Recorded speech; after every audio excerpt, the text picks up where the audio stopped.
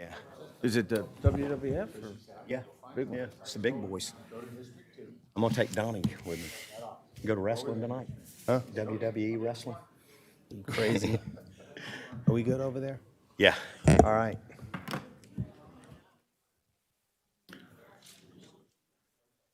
Oh.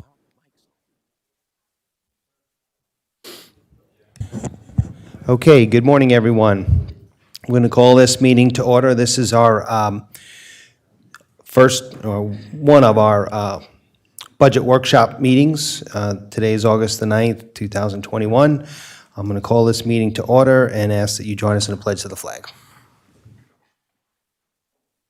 Pledge allegiance to the flag of the United States of America and to the republic for which it stands, one nation, under God, indivisible, with liberty and justice for all.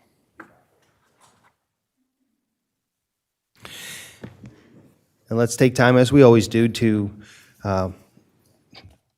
think, remember, and pray for all of our first responders here in Flagler County, the brave men and women of our Flagler County Sheriff's Department, all the law enforcement officers, our fire and EMS services personnel, and of course, the brave men and women of the United States military that keep us safe both here and abroad.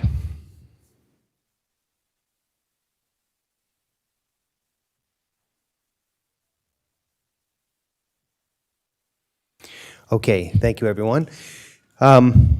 So in terms of this meeting, this is, as I said, a budget workshop meeting, and I'll just remind everybody that our format here is a little less stringent than a regular commission meeting insofar as there'll be more conversation and commissioners just jump in anytime, won't need to be recognized. We can just get through the agenda here and feel free to ask questions of the presenters and whatever we want to talk to or talk about between ourselves. And then when we're finished, we'll invite public comment like we always do. So to get things started, I'm going to turn it over to you, Ms. Petito. Good morning. Thank you.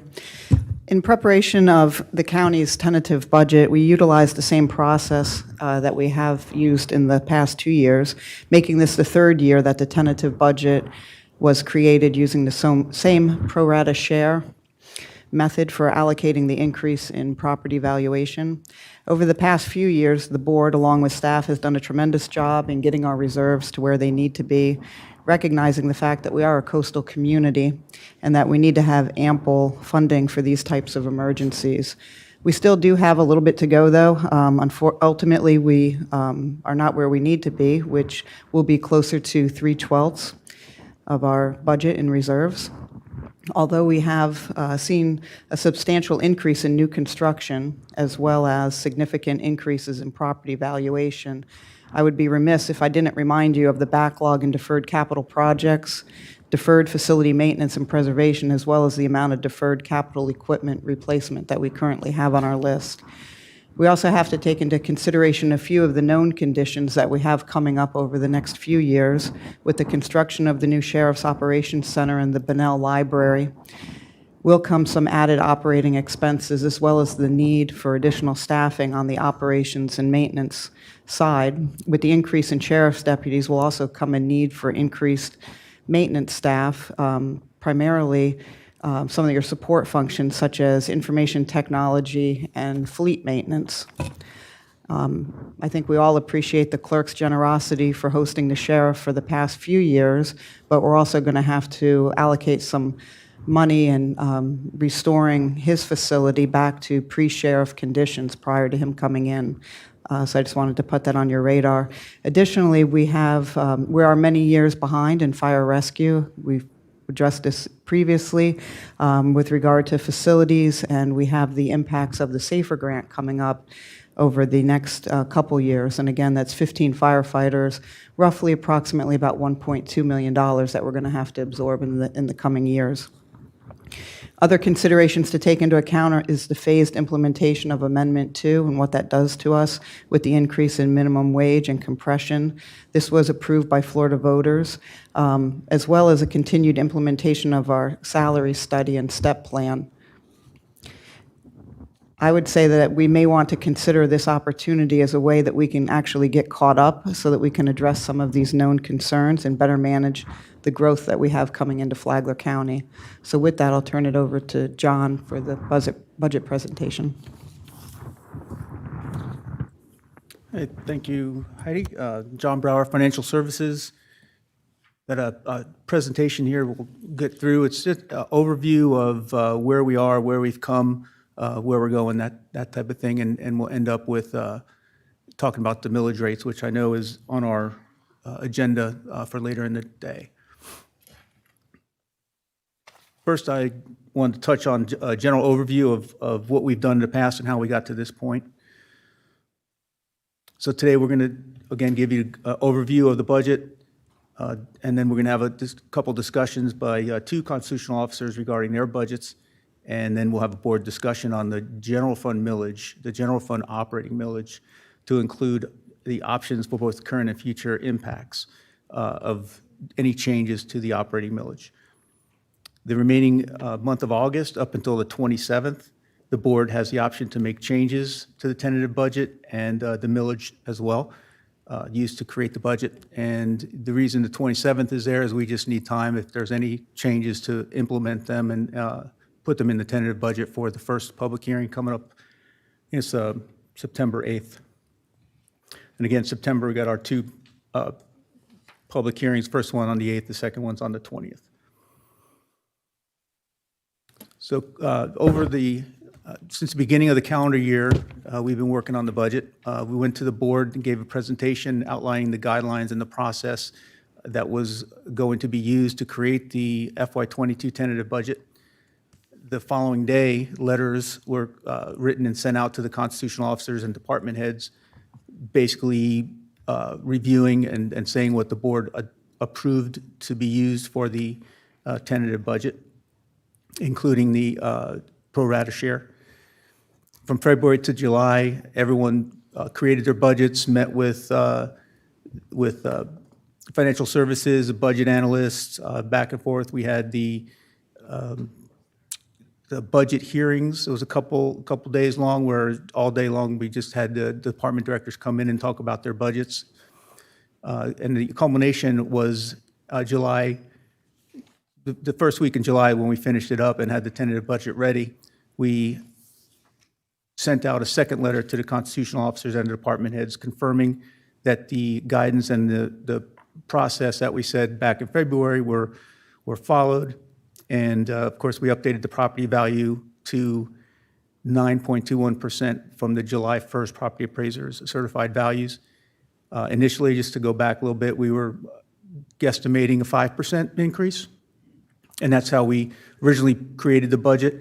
On June 1st, when we got the tentative or preliminary valuations, it increased, I believe, to 5.22%, so it wasn't a big increase. And then the following month later, July 1st, we got the big increase to over 9%. July 12th, the tentative budget was presented to you, and you also set the tentative or the proposed millage rates. That, of course, was the high bar that you can get to. You can always go below that if you like, without any impacts to the budget in terms of increased mailings or that type of thing. So again, July through August 27th, we can still make adjustments to the tentative and be implemented and input into the tentative budget. Our public hearings on the 8th and the 20th of September finish up the process. Some of the things we included in the tentative, the 9.21% increase in property values. Health insurance remained the same. We were able to keep that cost to the board the same. There were two premiums that came up a little bit, one for the retirees and one for, I think it's COBRA, increased a few percent. Everything else remained the same. The FRS rates and other mandated increases per the legislature input.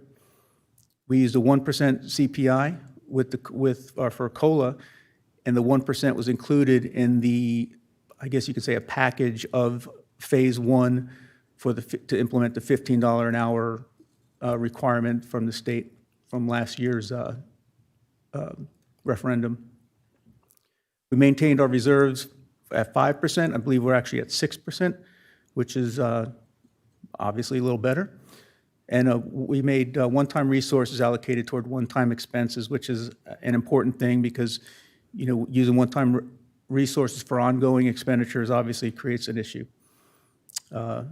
As Ms. Petito mentioned, we've reached our main goal of 2/12 of operating revenue for cash security and liquidity, and we're working towards our 3/12 goal. One of the things we had this year, kind of a late addition, primarily due to the audit, was we found we had some additional fund balance that we were able to budget. The first two there, the library construction, the fire station construction, were not able to be funded until this point, and we were able to put that money in there to, at least for library, get a good starting point. I understand we're, you know, maybe upwards of double that if we go forward with what we're talking about now. Fire station, haven't had a lot of conversation on this specific one, but hopefully 4 million is close to what's needed there. The plus underneath both of those, plus 600,000 from ad valorem, that's actually from a portion of our pro rata share that we allocated towards that to increase those budgets a little bit. This is a information showing how the budgets have increased over the years. The top area there, you can see for the Board of County Commissioners on the bottom, we increased from 15, 10.71%. And then you see all the way across how year over year, how our budget increased. The bottom right there shows the increase from 2015 to the current FY22 tentative budgets. You see the property appraiser, tax collector, Board of County Commissioners hovering around 35-40% increase, sheriff 66%, and the clerk 76%, and then the supervised elections increased 134% since 2015. So I know one of the constitutional officers that come up to you today is going to be the sheriff. We wanted to give some extra information on that. We wanted to say that for the last 3 years or so, we've had consistent funding and proportion of the county's ad valorem revenue via the pro rata share. And from our standpoint, it's a good way to do it. It alleviates any competition for general fund dollars and any angst between constitutional officers and the board, at least as far as the tentative budget is concerned. The tentative budget is really the county administrator's budget until she passes it on to you. So it keeps board staff away from going back and forth with the sheriff or any constitutionals, for that matter, for a budget.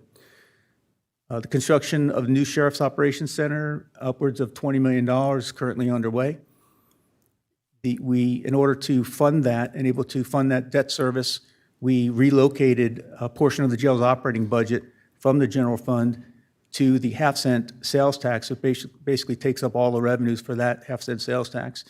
And what that did is free up non-ad valorem revenue for us to be able to fund and pay for the jail operations center, the debt service for it. And finally, we estimate about $2 million per year that's paid out of board departments, out of the board's budget. These costs are not included in the budget, however, they're real for us. And some of the biggest areas where it's impacted is fleet, general services, and the IT department. There's small areas, other places as well, but those are the three big ones. So going into pro rata share. Here we see last year's Mr. budget. Brower, I just wanted to, can you go back to that slide, the sheriff's, one more back there? No, yeah. That. I just, from my standpoint, I just wanted to emphasize that some of those things you have listed on there are not extra things we're doing for the sheriff. This is more a listing of facts because, you know, that building we have no choice about. We have to deliver on a place for the sheriff to be, you know, to have as his headquarters because we had a problem we had to fix. Nobody on this commission's fault, but the fact is we had to do that. So if it's listed in a way to say, well, these are all the great things we're doing for the sheriff, or, extra commitments we're making, that's one thing. But the fact is, that one in particular is something we have no choice on. We have to do that. Yes, Mr. Chair, the purpose for this really was to show, what we do for the sheriff, just, where we spend money. It wasn't to point out anything for any other purposes, just to say part of our budget, part of the general fund budget is going towards the sheriff. Okay?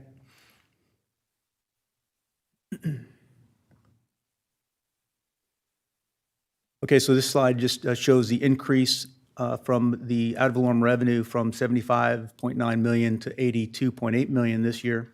And that difference is the ad valorem of 6.9 million, which is what we use for the pro rata share, the dollar amount we use for that. As mentioned earlier, last 3 years, we used a pro rata share, and you can see it's been the same over the last 3 years. That 5% column is how it was created initially, when we were using 5% as the property value increase. And you can see the amounts there, 2.3 million for the board, 1.1 for the sheriff, and 100,000 or so property appraiser tax collector. When we went up to 9.21%, that roughly doubled the amounts going into each officer and the board. And we finished up with 4.2 million for the board and a little over 2 million for sheriff, and so on. And you can see on the right side there the actual difference. So we increased $1.9 million from the 5%, sheriff 939, and so on. It's just a blow up of the pro rata share, $6.9 million. So when we created the tentative budget, this is a quick kind of snapshot of it, but starting from left to right, obviously the board and the constitutional officers, we started with the FY21 adopted budget. We removed any one-time enhancements that were given by the board to constitutionals, in this case to constitutionals. The $250,000 was for stabilization of, I guess, the workforce and operations. When the clerk came and spoke with you about a little less than a year ago, I guess. And the supervisor of elections had some additional needs due to the 2020 presidential election for a one-time. So we backed those out to create the what we consider to be like the base budget for 22. And from there, we added the pro rata share that we've been talking about, the $6.9 million. That shows the tentative FY22 budget. Now, for the sheriff, that additional funding from the half-cent sales tax added on there. And when we come down to it, the difference is from their requested budget, which is that next column there, for the sheriff in particular, $662,492 comes up, the pro rata share comes up short of what his requested budget was. Property appraiser asked for less than what their allotment could have been, or was, or is. Tax collector is a little different, as she's just a fee, she's not just, but she's a fee officer. And so we're going to pay her a certain percentage of the revenues that she collects. The clerk is $300,000 short from his request, and the supervisor of elections $160,000 short of hers. As far as the board's concerned, the pro rata share that we did, and this is how we broke it down and how we use the pro rata share. The FRS and the operating millage and personnel adjustments and the beginning implementation of Amendment 2 are all basically mandates. I guess we didn't have to do the implementation this year of Amendment 2. We could have waited till next year, but it's a mandate by 2026, I believe. So all those add up, and then we have new department funding needs. 1.9 million of that includes the $600,000 for the library and the $600,000 for the new sheriff's station construction. Excuse me, did that also have the $600,000 for the fire department? Fire, right. $600,000 for the fire station. And there was $600,000 for the sheriff?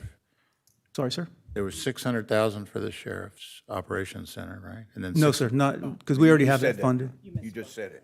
Oh, did I apologize if I misspoke. Yeah, the 600,000 for the library and 600,000 for the fire station construction. Okay. Considerations, 6.9 million is applied to to increases in both the mandated things we need to do. Obviously, we take care of those first, and then the new expenditures that we want to add or that's needed for services and whatnot. So this amount's consistent, assuming that there's no change in valuations, which we don't expect at this point, or any changes in millage rate. Any changes to the millage rate would obviously affect the dollar amount that we have to allocate out to the pro rata share. As I mentioned before, this is the third year in a row that we've used the pro rata method, and it's for the areas above the mandated expenditures have to be covered and anything new.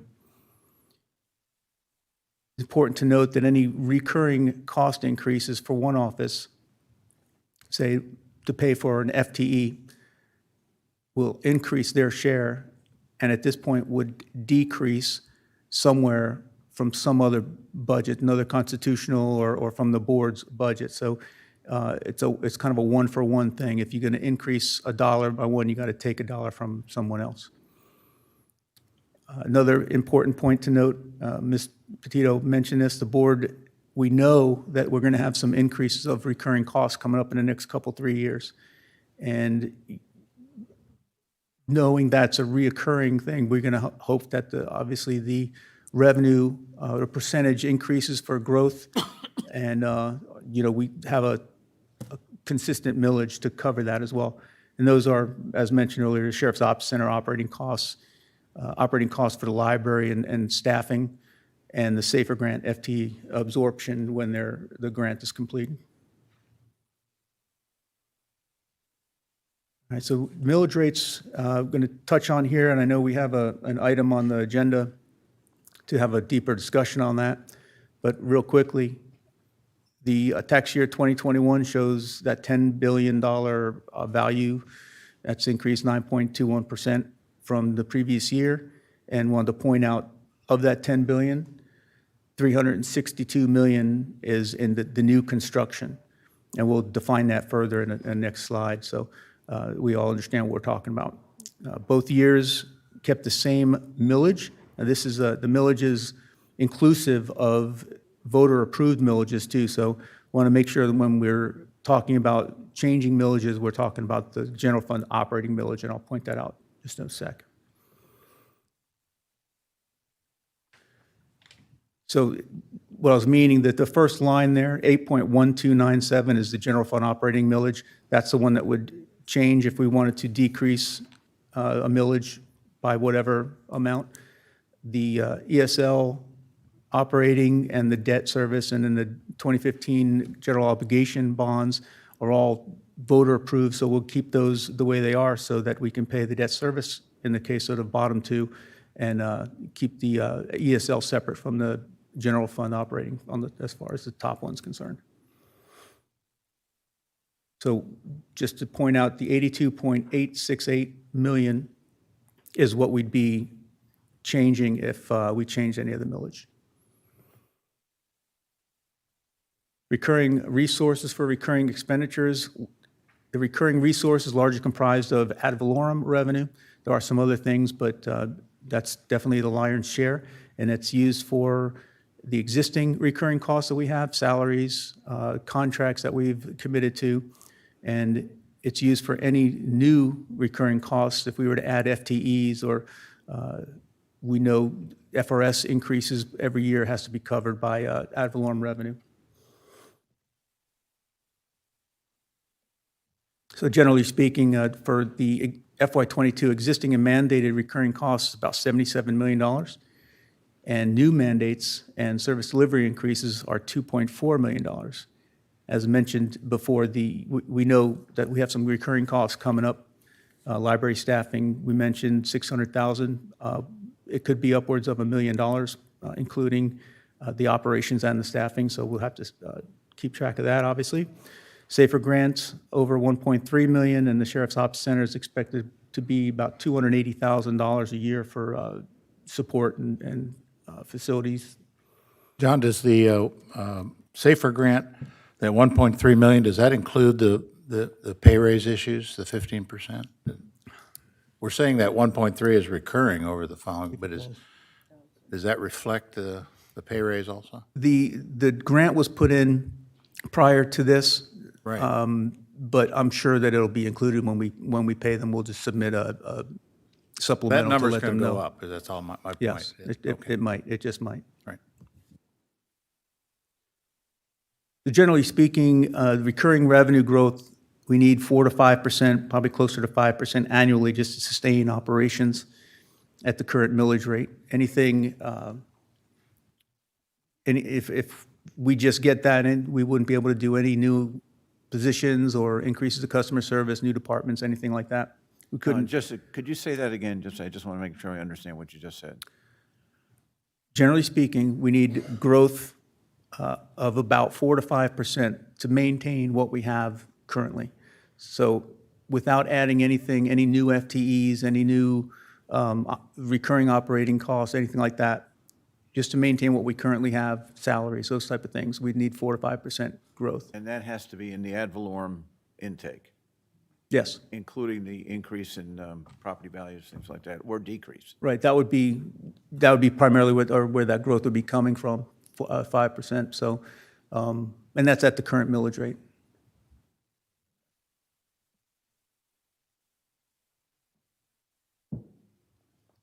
So for FY '22, we have additional requests from a few of the constitutional officers, and this is the amounts below that are what's they're requesting above the pro rata share. So the supervisor elections is asking for another 160,000, the clerk a little over 300,000, and the sheriff 662,000. And to point out again, what I mentioned earlier, any increases to one office will require a decrease in some other area of the budget. This is a snapshot of some millage calculations. We have a working spreadsheet when we get to the millage item. I think it's number 7 here on the agenda. But generally speaking, it's $1 million for a 0.1 mil, $10 million for 1 mil. The rollback rate, 7.8475, is just shy of $80 million. And this is all at 95%, which is what we budget. Just to add to that, I asked the other day, a tenth of a mil is, I thought it was 300,000. A tenth of a mil is $1 million, Tenth of a mil. but when we do the pro rata share, right, we would get roughly 60% of that, which is 600,000. The sheriff would get 30%, roughly 300,000. So it would be distributed that way.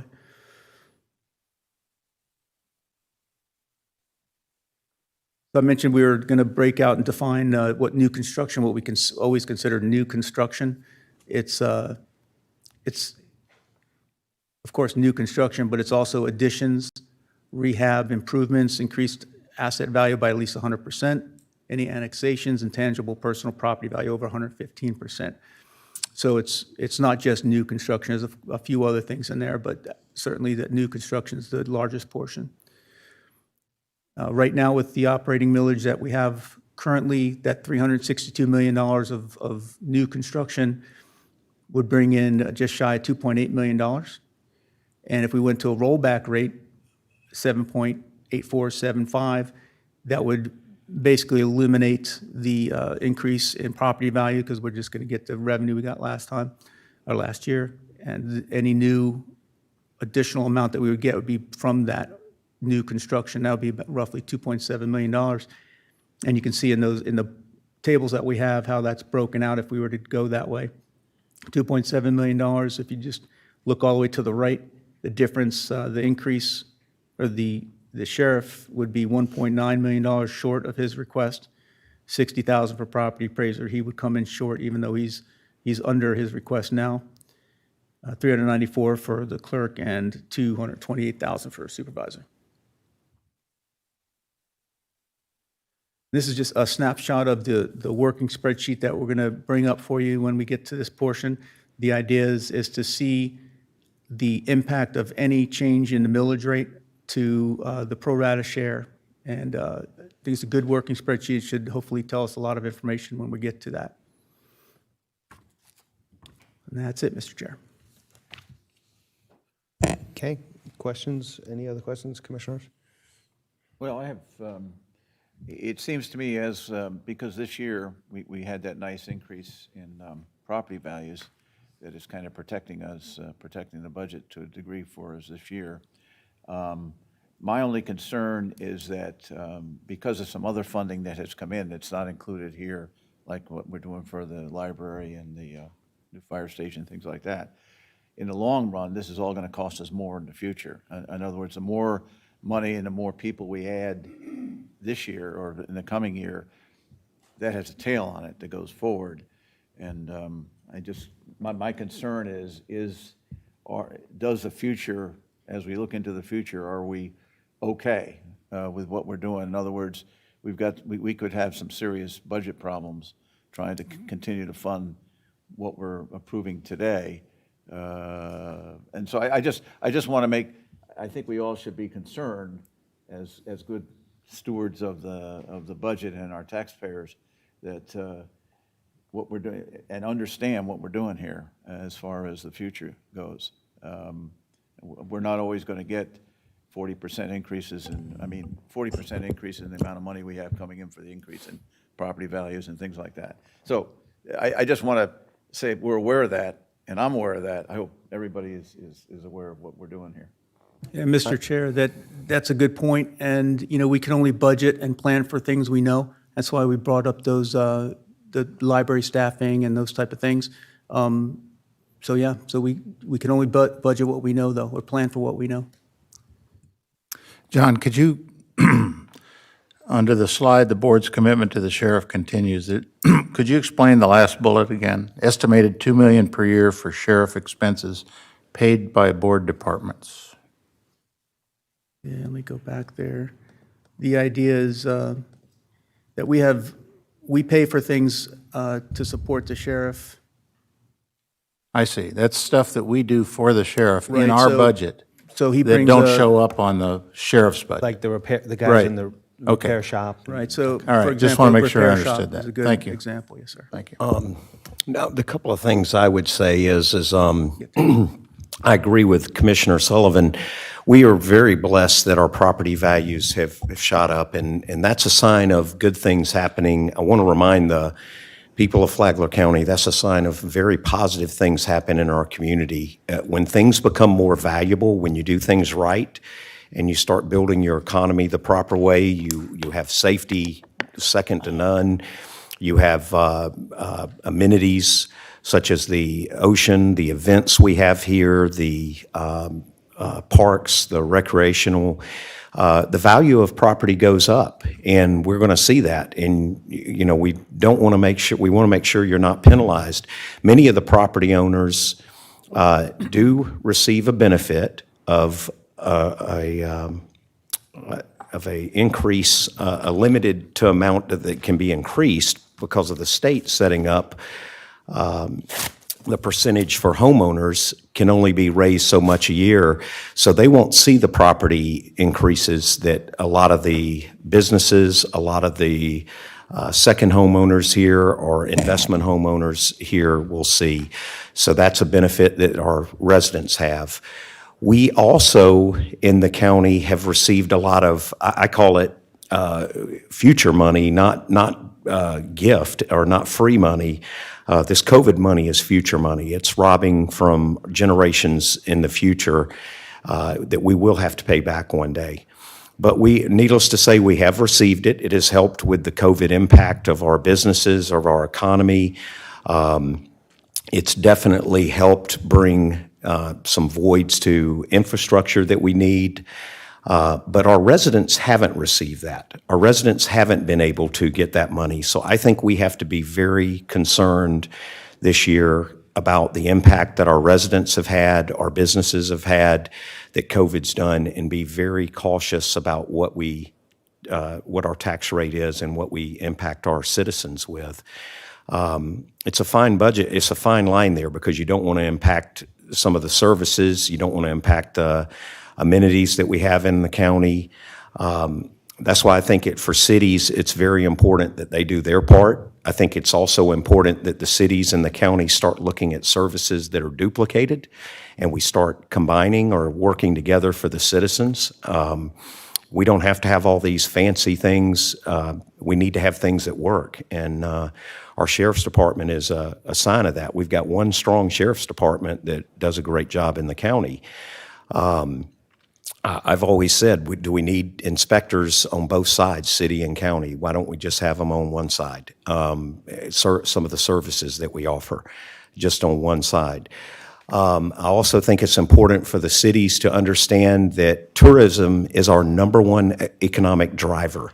And if you're not going to be friendly to tourism, if you're going to start saying you don't want it or you start pushing it away, then that's something that I think that city or that municipality should address on their own and not burden the rest of the taxpayers that do want to see it. The events are important, the tourism is important, and it's something that I think that weighs out in this. So as we look through these, I ask everybody to kind of keep in mind that the citizen ultimately of Flagler County has gone through a lot this year, and we need to keep that in the forefront.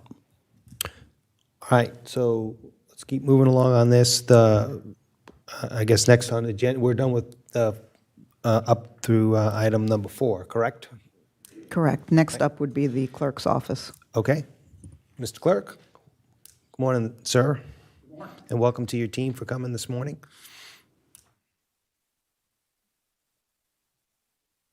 Thank you, Mr. Chair. Tom Bexley, Flagler County Clerk and Comptroller. I don't have a real fancy presentation for you this morning. I'm going to kind of go from what Mr. Brower. We give out money by fancy presentations, it Well, seems. let's break out the fancy one. Just kidding. Just lightening it up a little bit. No, I get it. So I think what I'm going to do, because I think we're going to have some interaction back and forth, and I think that's more important than talking about, all of the ins and outs of what the office does. I'm going to start from where Mr. Brower started, kind of with our base budget.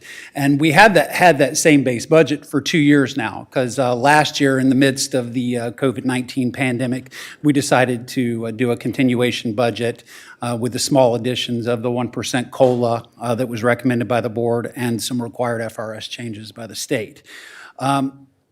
We did need to make these requested changes last year, but erring on the side of caution and some other things, we decided it wasn't a very prudent time. This year, it's really necessary. So what we initially submitted as a budget request to the Board of County Commissioners, and I'll go back to my original letter that we provided to you folks. I believe it was the last day of April for that May 1st deadline. And that was your advisement of a 1% COLA increase that you're going to do for all your employees. Again, those required FRS changes, rate changes from the state of Florida, and 4.25 FTEs. And what these employees would potentially do is to help continue to provide that high quality of service that Flagler County residents, our constituents, and you, our partners, who we also do a lot of service for, they would provide those services. A couple of things that I was concerned about, though, that I just wanted to talk briefly about. We got a couple of subsequent follow-up communications from the Board of County Commissioners and your administrative staff. They indicated there's a possibility of an additional 2% COLA increase to recognize the move toward the mandatory $15 per hour mandatory minimum wage, and then a potential decrease in millage. And we were just kind of confused as to, is this something that we were supposed to send an amended budget, or do we kind of stand where we are and kind of wait for guidance from you? So here we kind of find ourselves today with an initial request based upon 1% FRS and our initial 4.25 FTEs. So based on that, I saw some numbers that were a little disturbing when Mr. Brower was going through kind of the, and I wish we could pull that slide back up that kind of shows what our total request is. I believe it was 300 Yeah, let's bring that back up if we could. 304.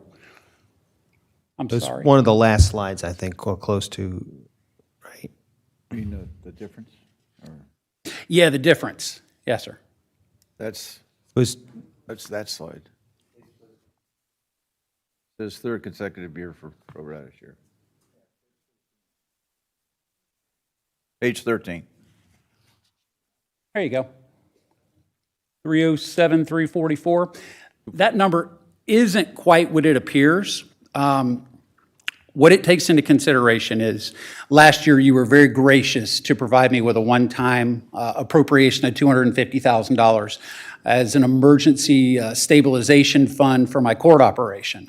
I'm very happy to say that we, being good stewards of your generosity and taxpayer dollars, did not have to expend a single dollar of that. So you should expect to have that full $250,000 returned to you in the form of excess fees at the end of this year. Again, erring on the side of caution, we would again ask you to reappropriate that as an emergency backup, since we are still in the jaws of this horrible pandemic, for the following year. So return 250 to you at the end of this year and ask for it to be reappropriated again. So you could basically take $250,000 off the bottom line of that $307,000 request. So what that leaves us with is kind of a hole of $57,000 based upon your initial guidance of 1% FRS and our 4.25 FTEs.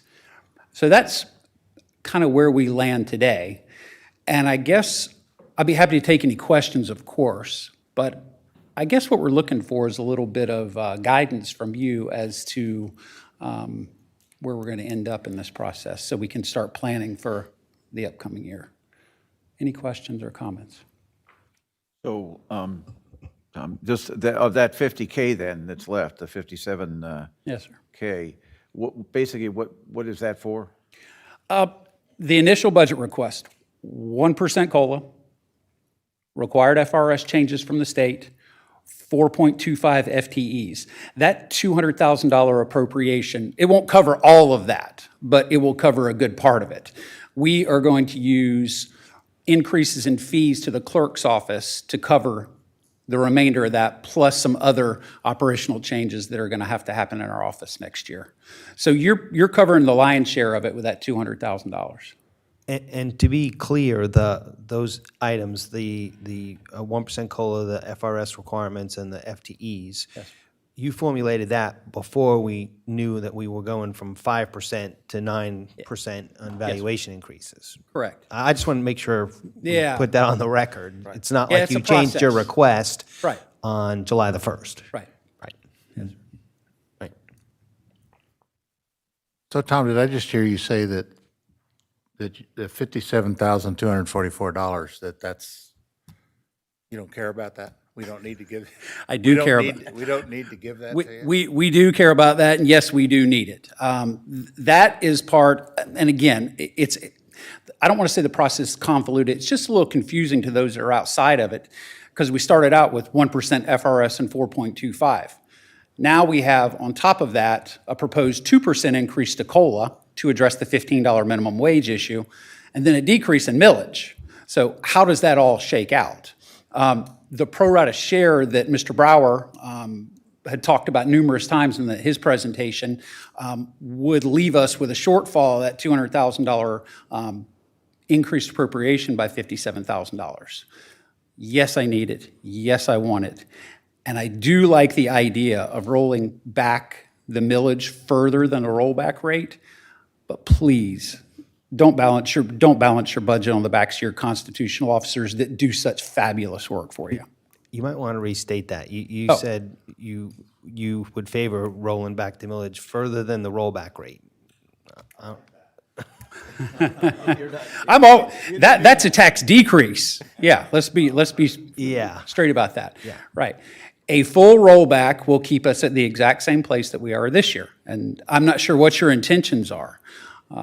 It would be wonderful to be able to go backwards, but I don't think we can do that, or if you're willing to do that. But I just want to restate my last statement. Please don't balance your budget on the backs of your constitutional officers. We all have, I think, very good reputations, decreases in crime, a wonderful sheriff. Nobody runs a cleaner election than Katie Lenhart, and we continue to do quality work for you, just working quietly and providing quality. So. One other question I had Yes, sir. is, in terms of operations, you know, we hear anecdotally that on the court side, there's backlog, you know, because of time when, we have not been efficient, not by anybody's choice, but because of the pandemic. Sure. So do you have any of those same pressures on your side that have flowed to you because the courts can't follow or haven't been able to clean up the backlog in terms of, you know, the civil side of it especially? Yeah, it's crazy. Fortunately, you're not required to fund any of that directly. That's, Right. you know, it's funded by the state and by the fines and fees and service charges we collect in the work that we do in the court. The backlog's going to be with us for years, and it's not just civil, it's in the criminal realms too. And, you know, we're going to do the best we can. The problems we're having there, which is one of the reasons that we're asking for you to reappropriate that $250,000. Of course, we don't want to have to use it, but we're hearing that senior judges are going to be appointed to start to pick up some of this backlog. And the more judges that we have and the more work that they do, the more people we have to handle it. So am I going to have to hire, you know, temp people to come in to help these judges? I don't know that. That's why, in an abundance of caution, I've asked for you to reappropriate that $250,000. I don't want to ever need it again. I don't want to use a dollar of it. I want to return it back to you again next year. But yes, we're starting to see some of the problems, and we will continue to see them for years. To follow up on that then, that it seems to me that it might be reasonable that if the $250K is coming back and you didn't use it all this year, that extra 50 we could look at as the year goes along, in case there's a point where you've used all that 250 up, and give you some additional funding if you need it before the end of the year. In the meantime, we could just hold it even. The other question is, you do have other sources of funding, as you mentioned, and is that the extent of it, the fees? You might just give us a little bit of information. How much of that, roughly, how much does that amount to per year that comes in the way of income? We have one of the more complex funding models of all your constitutionals to be as small as we are. We have fines and fees that come to us through our non-court operation. We have Board of County Commissioners appropriation that comes from you guys for the work for the services we provide to you. Then we have the fines, fees, and service charges that come to us from the work that we do for the court. And again, to try to separate all that out. No, it's complex. I just wanted to kind of make the point that it's a fairly... You are not our only source of revenue. Right. Absolutely not. Yeah, okay. Absolutely. And just for full disclosure, as you have seen property values increase and your revenues from ad valorem taxes grow up, we have seen incremental increases in some of the fees for the service that we provide for the public. So again, I don't want it to look like we're flush with cash, because we absolutely are not. We're having to make a lot of operational changes to reflect this increased volume of work, the increased number of people in Flagler County, and that expectation from them and you that the service level will stay the same or increase. And just as with the sheriff, there are lots of things that the county... A lot of variables, a lot of unknowns. Yeah. There is going to be some cost when the new building comes into operation, and that was mentioned by John. So there is some cost going to be involved then to fix the building after the sheriff has been in there all this time. Absolutely. I don't know if that's this year, though, coming year or not. Might be the following year. They're moving dirt. That's a good sign. I love it. It's just something to think of in consideration. There will be the expense, whether it's next year or the year after. Yeah, right. And just one more comment, not $57,000 in the grand scheme of things to you guys is not a lot. To me, it's a human being. It's one more person I can put to decrease workloads and increase quality in my office.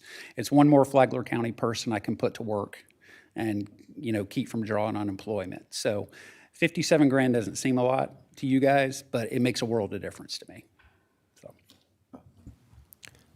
Thank you, sir. thank you, gentlemen. All right. Okay, next up, Sheriff. Morning, sir. Morning, Mr. Chairman and Commission members. Rick Staley, Sheriff, Flagler County. I appreciate the opportunity to speak with you today to discuss my budget request. And I do have a, not as fancy as Mr. Brower's presentation, because I have an old PowerPoint system, but I do have fancier than our clerk of the court provided. I did say it was an old PowerPoint software. So really, some of the questions you may recall, and you all have a full copy of the staffing study of the Sheriff's Office that was done. And I'm not going to go into all those details. You have the report. But what is the appropriate staffing immediately and for the next 5 years of the Sheriff's Office to effectively provide law enforcement services to the county? This study was conducted by an outside group, Dr. Mitchell Miller and Dr. Brenda Vos, and you can see their background. Let's talk about some myths or facts, because I've seen it reported in the media a little bit. Number one myth, all deputies available for dispatch all the time. Well, that's not true, because we have K-9, we have Marine units, we have detectives and so forth. So they're not out there responding directly to calls. They may be backups and they may be doing follow-up investigations, but they're not out there for immediate response. The number of staff assigned to shift reflects the actual force and available manpower. That's a myth. You deal with this with your staff. You have training, vacation, sick leave. I have military reservists and so forth. And then the next myth, all deputies respond only to calls about crime. Actually, that couldn't be more of a myth. Just this morning on my way in, we're responding over to the island side for people pulling the sawgrass off the dunes, which of course we know protects our shoreline. That doesn't get counted in any kind of crime call. Vehicle crashes don't get counted as crime. So while crime may be down, we are clearly increasing calls for service there. We did have a little blip in 2020 for the pandemic, but I can tell you calls for service are back strong and growing. And my wife read something, so I'll have to give her the credit because she's the one that told me and I haven't seen it, but that Flagler County is now the #1 fastest growing county in the state of Florida. And I think we all recognize that is occurring. So if that's not accurate, it's my wife, but I see some heads nodding and I believe it's accurate. Yeah. No, I'm not either. I hope she's not listening. But so let's look at the growing service demand. Okay, so Flagler County population 110,000 in 2019. I think we're when this study was completed. And what I'm hearing is we're 115, 116, and going to be more than that by the end of the year. 197,000 calls for service, fire, police, and sheriff coming into our communications center. We responded to almost 130,000 of those calls. Officer-initiated calls for service total was 72,000. That's why our crime is down. I was working with the citizens and deputy-initiated. We currently have a staffing level of 1.7. You can see on the chart that if you look at populations in our population group, normally it's 1.9. And so we're below that. And it may not sound like 1.7 and 1.9 is much, but it's a lot when you calculate it out. And we're behind low. You can see, smaller departments tend to have a lot, but that's because to do 24-hour coverage takes a lot of people for a small town. So, kind of knock that one out. It's not a good comparison. But when you look at even 250,000 residents, which, then call significantly more calls, it's the average 2.2.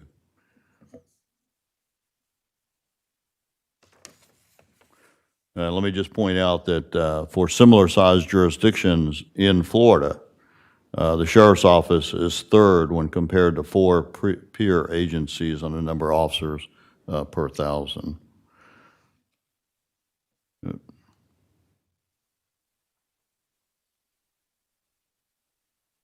This is the population growth for the county and the city of Palm Coast.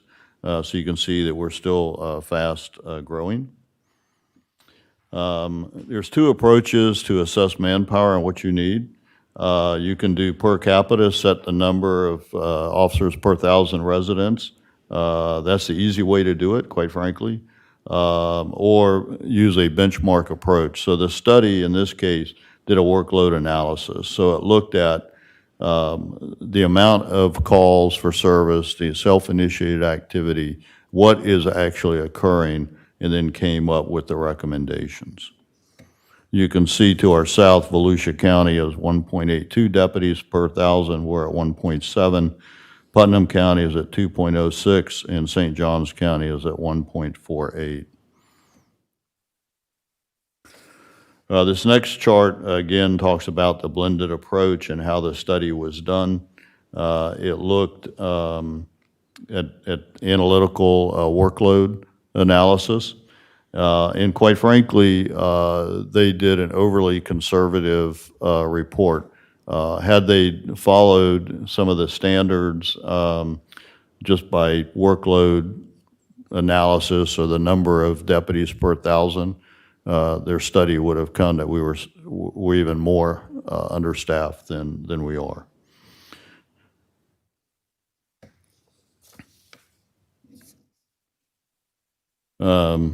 Pretty well, it seems like a duplicate, so I'm going to keep going for there. So it looked for the calls for service. It looked for the study, analyzed calls for service and analyzed the time it takes to address those service calls and the minimum deputies needed to address. And keep in mind, the data was 2018. So we're 3 years behind on the study for the data.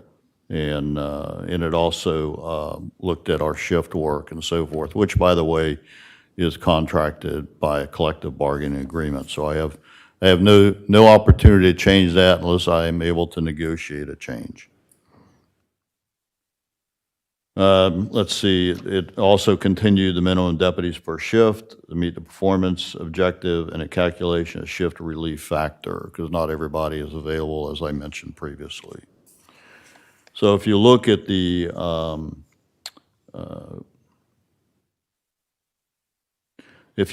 their conclusions, in 2018, we were 31 deputy sheriffs short.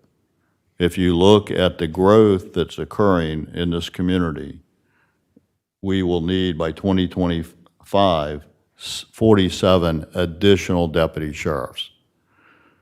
And so what you're seeing is that, in effect, 78 deputy sheriffs are needed in 2025.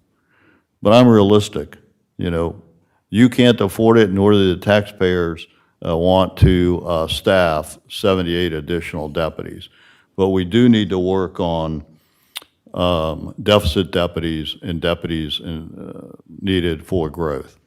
And this also, as growth occurs, it impacts all the other areas in the sheriff's office, not just the deputies in uniform. You're seeing increased calls into our communications center, the records staff. So there's a domino effect that occurs. All that this study really looked at was deputy sheriffs. Sheriff, just a quick question. So the total number of employees you have right now is 300 something. 325. And 107 of those are actually the people who go out on calls, primarily. Yes, on the law enforcement side, that would be accurate. And you determine the mix that you need. We don't do that. That's your budget that you get, and then you determine the mix of how many are in the 107, how many do other things, and so on and so forth. So, for instance, Bunnell has a police department, and so does the city of Flagler Beach, and they have some deputies that respond. And those calls, the total calls you talked about, were for all the calls that come into the 9/11 center. So I'm not. I'm just trying in my mind saying, it's your job to take the big number, whatever that number is, and then allocate it the way you need it. So I have some problem when you say you need 35 more people to handle, or 78 over time to handle what you're now covering with 107. Couldn't you change your mix a little bit so that more would be more would be the deputies? So we are very thin, and let me explain that. Deputy takes a burglary report. Now it needs to have a follow-up, so that's a detective. And even though crime is down, I still have to have deputies to do the follow-ups. For example, one of the reasons for my request is I don't have the depth in the agency in specialized units. And I'll give you an example. I have one full-time Marine unit for all the water that we have in this county. However, he works 4 10-hour days. He's a senior guy, so there's lots of vacation.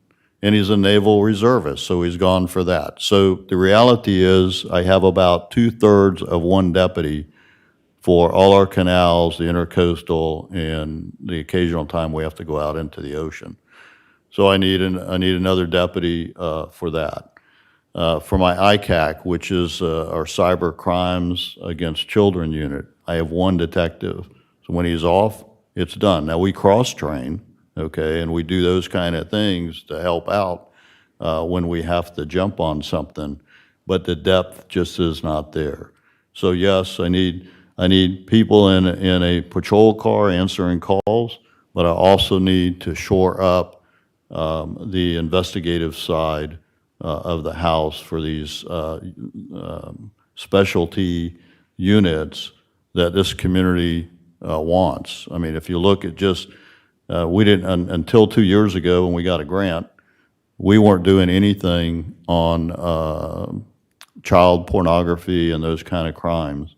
And look at how many arrests we have made since we started that unit. Just to follow up, I mean, the way you run the department that's your job, not my job.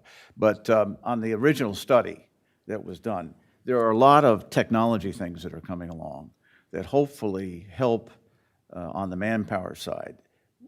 Was that taken into account when we came up with these numbers of what you need? In other words, there is a lot of improved technology available, and I just want to make sure that we really hone this number down to what we really need, and that just becomes a final number for us. It's a number. We're going to come up with a budget number, and then you apply it. But just in general, is technology helping on that? Yes, technology has helped a lot. It's one of the reasons why we've been able to drive crime down. And yes, to some degree, it is a force multiplier. But at some point, when someone calls our non-emergency number to report, for example, this morning on my way in, they're pulling plants out of the dunes, you can't use technology. You got to send a deputy. And it's those things that aren't counted in crime rates. Disturbance calls in residents aren't counted as a crime unless they commit a domestic battery, things like that. So there's a lot of things. You can't just look at crime is down, we don't need any more deputies. No, crime is down, we want to keep it down. We need to keep it down by being able to be proactive and being able to respond to the community when they call. And look, I'm not the one that's approving the growth. And you are doing some, and you have no choice, because it's the landowner's right to do that if they meet the code. So I understand what's going on. And I'm negotiating with the city of Palm Coast too on this, which I'm sure will be a question when I finish here in there. Okay.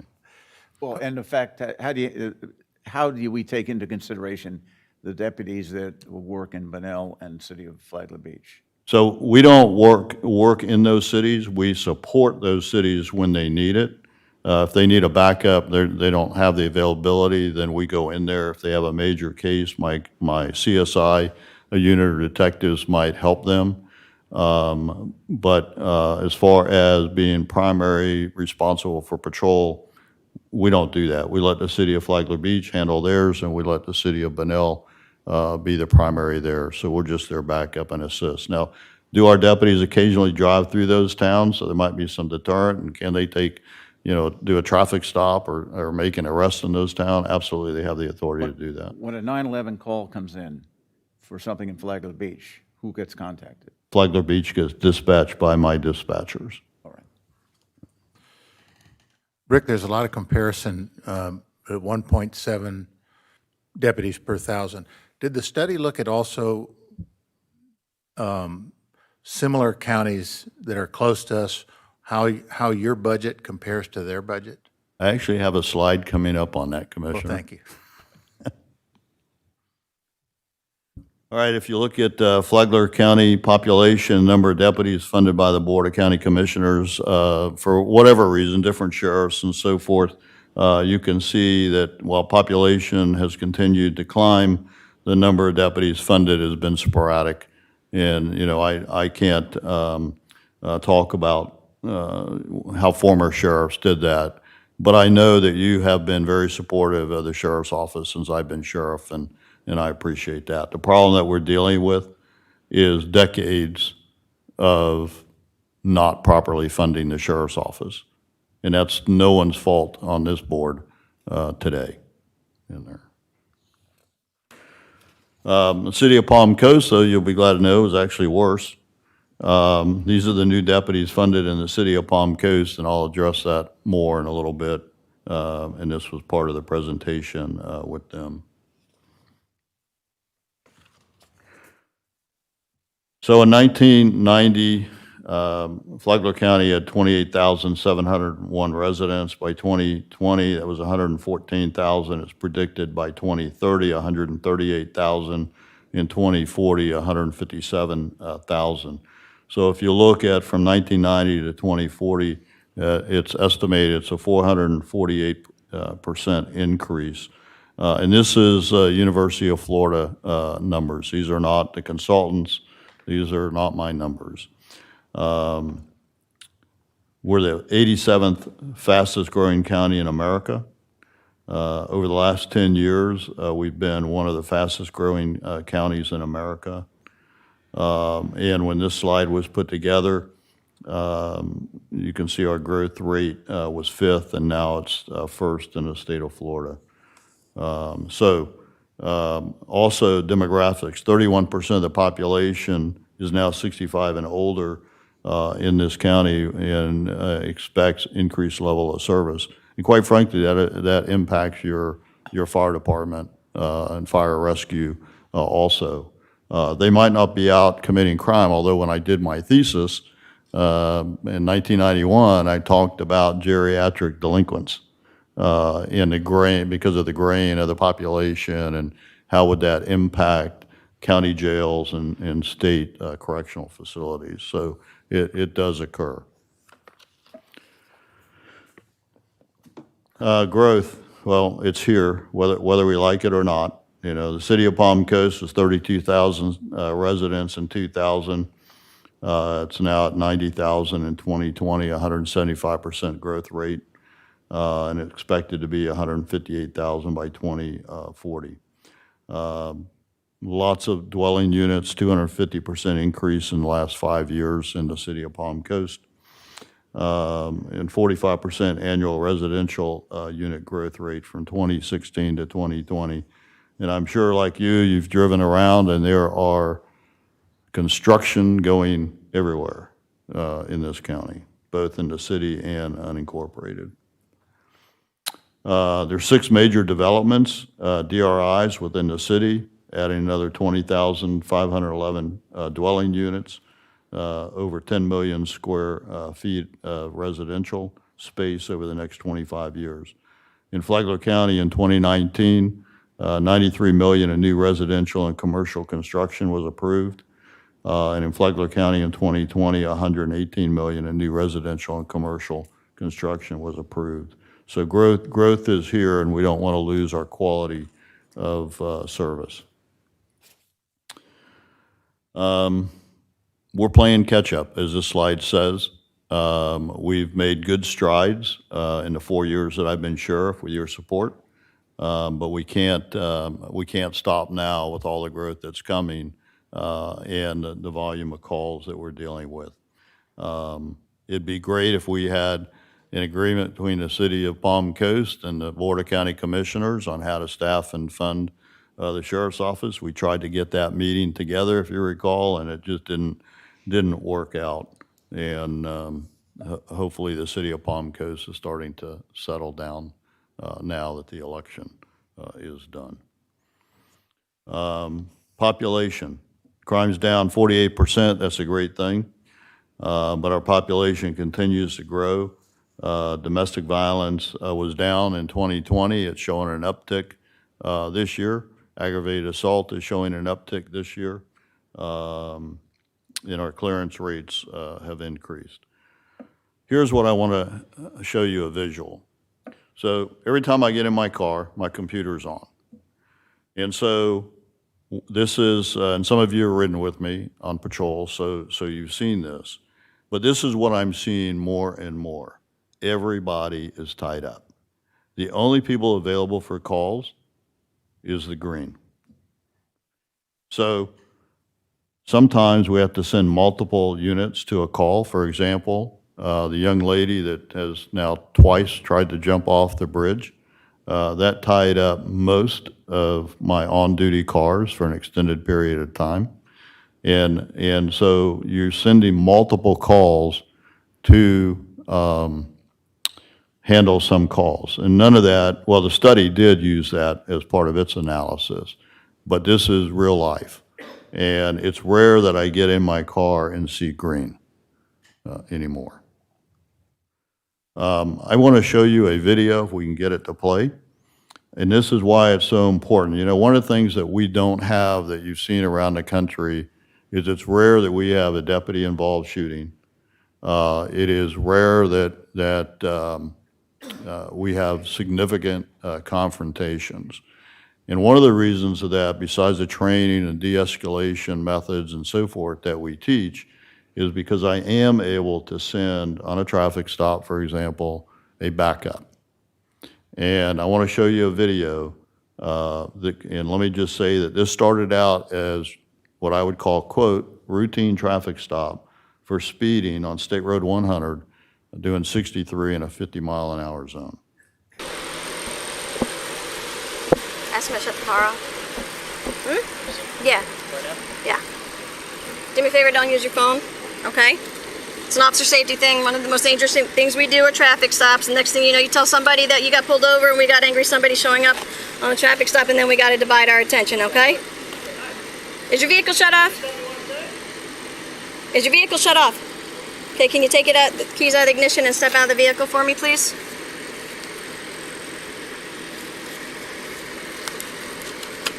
You stay right here for right now, okay?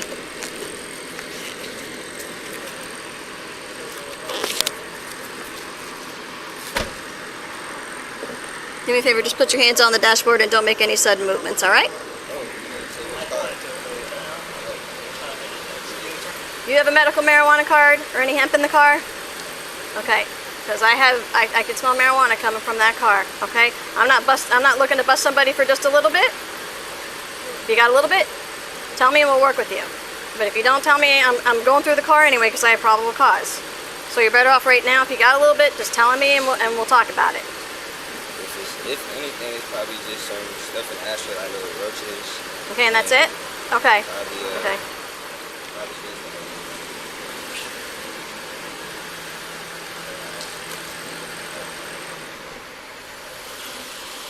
Okay, you can grab your stuff. What I want you to do is go sit on the back of my bumper facing that car, all right? Did you check his shoes? Okay, go ahead, put your phone down. Come on, step out for me, okay? Did you hear us explaining to him why we pulled him out of the car? Watch the passenger's body that? language. So why was in that? this Okay, come on encounter. over here and we'll explain it to you too, okay? I would just stop. Stop it. I'm just Stop, asking a question. stop being difficult. There's nothing to be difficult about. I'm just asking a question, man. All right, you know what? Do me a favor. Turn around. Stay right there. Turn around. Turn around. Because you're being a little, spread your feet. Spread your feet. You're just a little too uncooperative and I don't want any more issues. You're not under arrest. You're being detained. They come off as quickly as they go on, all right? What else? Don't be reaching in your pockets, just hands behind your head, okay? Come over here. Right over here. Stop and turn around. You're not listening. All right. We're going to do the same thing for you. Stop. Then do what we're asking you to do. Relax. Spread your feet.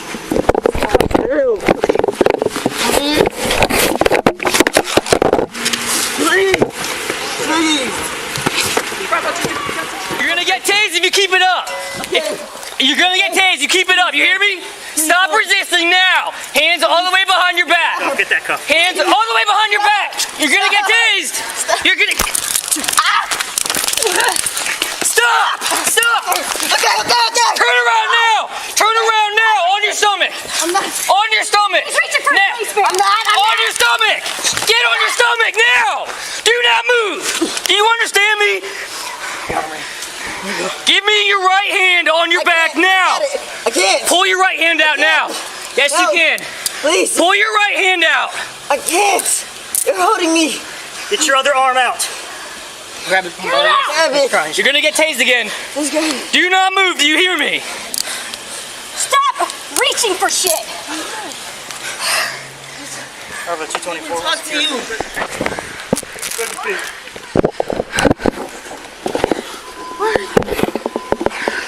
He had a 0. This is what you were trying to do. Are you dumb? What? Look. The 0 was a gun, okay? He's In- in there. So fortunately, Deputy Rainey did a traffic stop. All she knew at that time was the guy was speeding. Fortunately, I had availability of a second car to back her up. You saw that in 2. During this conversation, a canine came in because she had smelled marijuana, so she requested canine.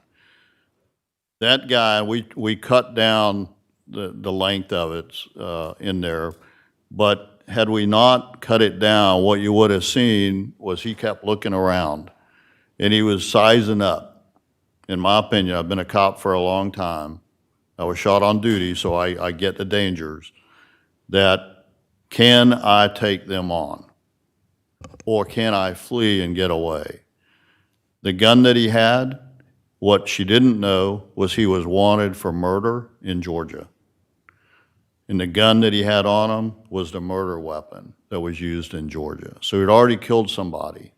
So if we didn't have the staff, I probably would have lost 2 deputies there.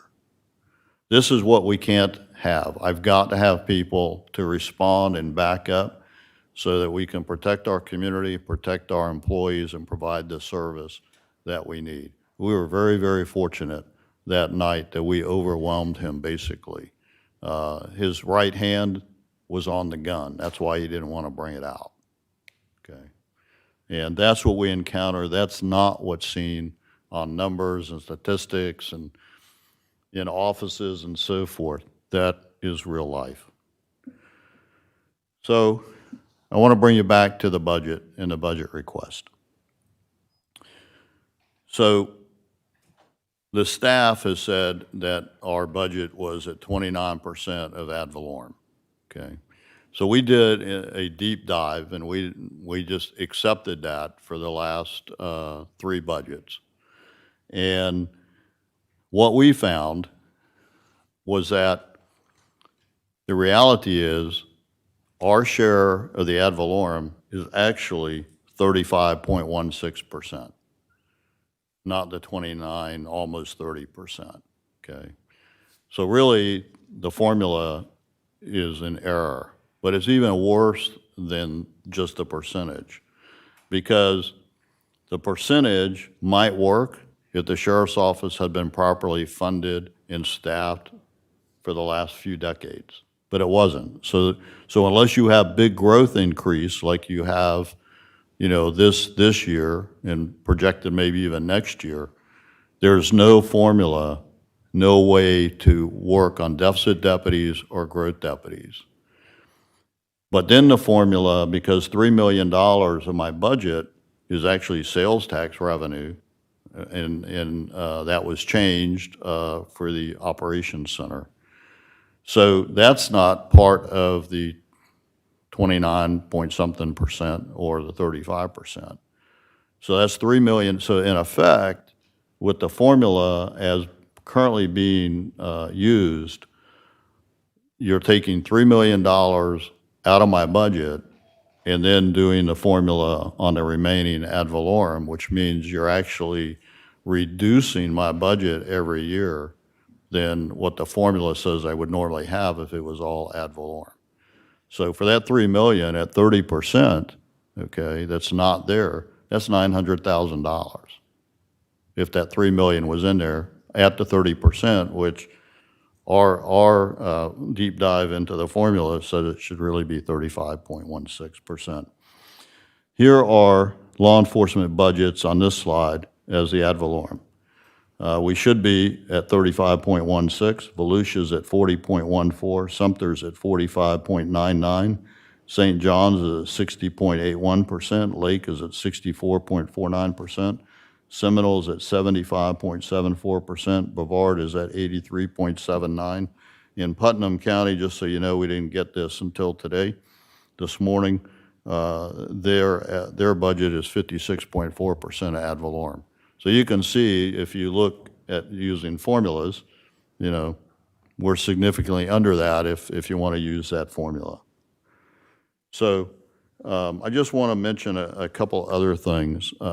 I recognize everything that the Board of County Commissioners has done and is doing for the Sheriff's Office.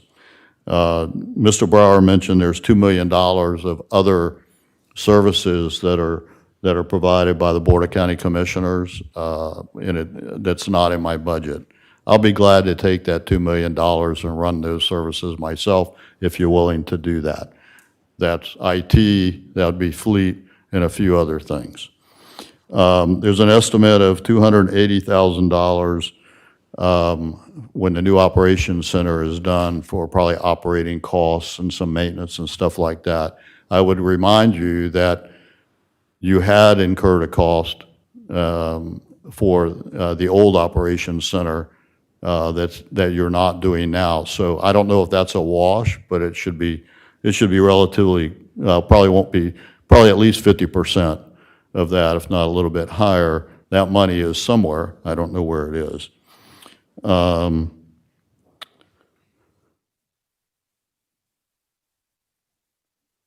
the last thing I would say is that, like the clerk of the court, I use the guidance of the 1% COLA in our budget. None of us, I think, expected the inflation rates that we're seeing right now, and that's hurting our employees, just like it's probably hurting your pockets and everybody. So as you go through this budget, I would ask you to consider adjusting up that 1%. 1% on a $40,000 a year deputy is $400. Divide that by 26 paychecks, take taxes out, it's pennies. While there is some speculation that inflation may settle down, I don't think it'll come back to 0 or low or even 1%. Just look at gas alone is up over $1 now. So I would just ask that if you do adjust that, whatever you do for your employees, please consider mine also. Sheriff, Thank you. the working number you use for per deputy, is it 115,000? It's 115,000 when you include everything, cars, equipment, and the cars are financed over 4 years, and that's built in on that. And where exactly are you at with your discussions with the city of Palm Coast in terms of numbers? So right now, I have a commitment of 6 of my 10 that I requested. Although I believe that they are trying to get to 10 from the conversations that I have had. But I don't have that locked in yet. Sheriff, could you give us a percentage of level of effort between sectors 1 and 3 and 2? Number 2 is clearly our busiest sector or district, if you will. And I believe my calls for service is 8, and it's in the study, I think it's 83%, if I remember correctly, of all calls for service are in the city of Palm Coast. And is Palm Coast paying 83% of your budget? No, they're not. So this is a very unique situation Well, that, yeah, I just, don't let that go by. We get taxes I from mean, them, the though. people in Palm Coast Yeah. pay taxes to the county, too. Yeah, we get I mean, so it's not, that's where I was going to go. Okay. So what you have is a very unique situation here that has been structured this way for I don't know how long, I guess ever since the city of Palm Coast has been a city. And it's very unique to Flagler County. Because here's what happens. There's a Florida Supreme Court decision from the 1980s that resulted when the city of Palm Beach sued Palm Beach County, claiming dual taxation because they had a police department and they shouldn't be paying the same county ad valorem. It went all the way to the Florida Supreme Court. The Florida Supreme Court ruled that it is not dual taxation, and that just because a city has a police department, you can still have an across-the-board ad valorem rate. What's unique in this county is that the board has said that they will provide a countywide level of service. In the city of Palm Coast, if they wanted an enhanced level of service for their residents, then they contract with the sheriffs for an enhanced level of service. That is very unique. In fact, this is the only county I know that's done that. For example, Volusia County Sheriff's Office contracts with the city of Deltona for deputies, and their contract is $12 million. And so there is no countywide level of service, and that's what you generally see with cities that don't have a police department. They contract with the sheriff, and it's generally, but that's not the way it's done here, and so it's very unique. To Commissioner Sullivan's and Mullins' point, yes, the city residents do pay countywide ad valorem, and they're getting a hell of a deal, is what I would say. That's my point. That you compare what they pay and compare with Deltona or DeLand, not the same park. The Deltona population's 90,000 people, Correct. almost identical to. Right. And it's very similar to the city of Palm Coast in terms of the way it's laid out. And they pay It's a just, lot that's more. just very instructive. The city of Palm Coast pays $5 million. Now, they're currently at 4.4, and I've asked for 5.5. 10 deputies plus some cost increase. but, Mr. Chairman, it's not the same, he just explained that in DeLand, or the other, It's Deltona. Deltona, they pay the full cost of the police department, but they do it through the sheriff, the county sheriff. Here it's, there's two pieces of money. The part Yeah. that Palm Coast pays and the part that the residents pay. So the Hard to equate the yeah, I understand. So I want to clarify that. So the Deltona services are not enhanced services. Is that different from the relationship that we have with the city of Palm Coast? Correct. It's completely different. It's more traditional on what you see around the state of Florida. They don't want their own police department, so they contract for the sheriff for probably not 100% of the full cost, but very, very close, at least for the deputies assigned to patrol the city of Deltona. The sheriff supports it with detectives, SWAT, and those kind of things on top of that. Got it. Sheriff, I think if I'm correct, and I just want to clarify what Commissioner Hanson was trying to say, in my opinion, and you correct me if I'm wrong, Commissioner Hanson. Palm Coast is paying, they do pay in property tax, but a tremendous amount of our services goes to them, and the city really is getting a good deal because they're not paying their share compared to other cities for how much they actually spend time in that area. That's correct. And by not having a police department, they're saving a significant amount of money. A police department would probably cost them, if they did it right, $20 million, not including infrastructure or They're getting it capital for under needs. $5. Okay.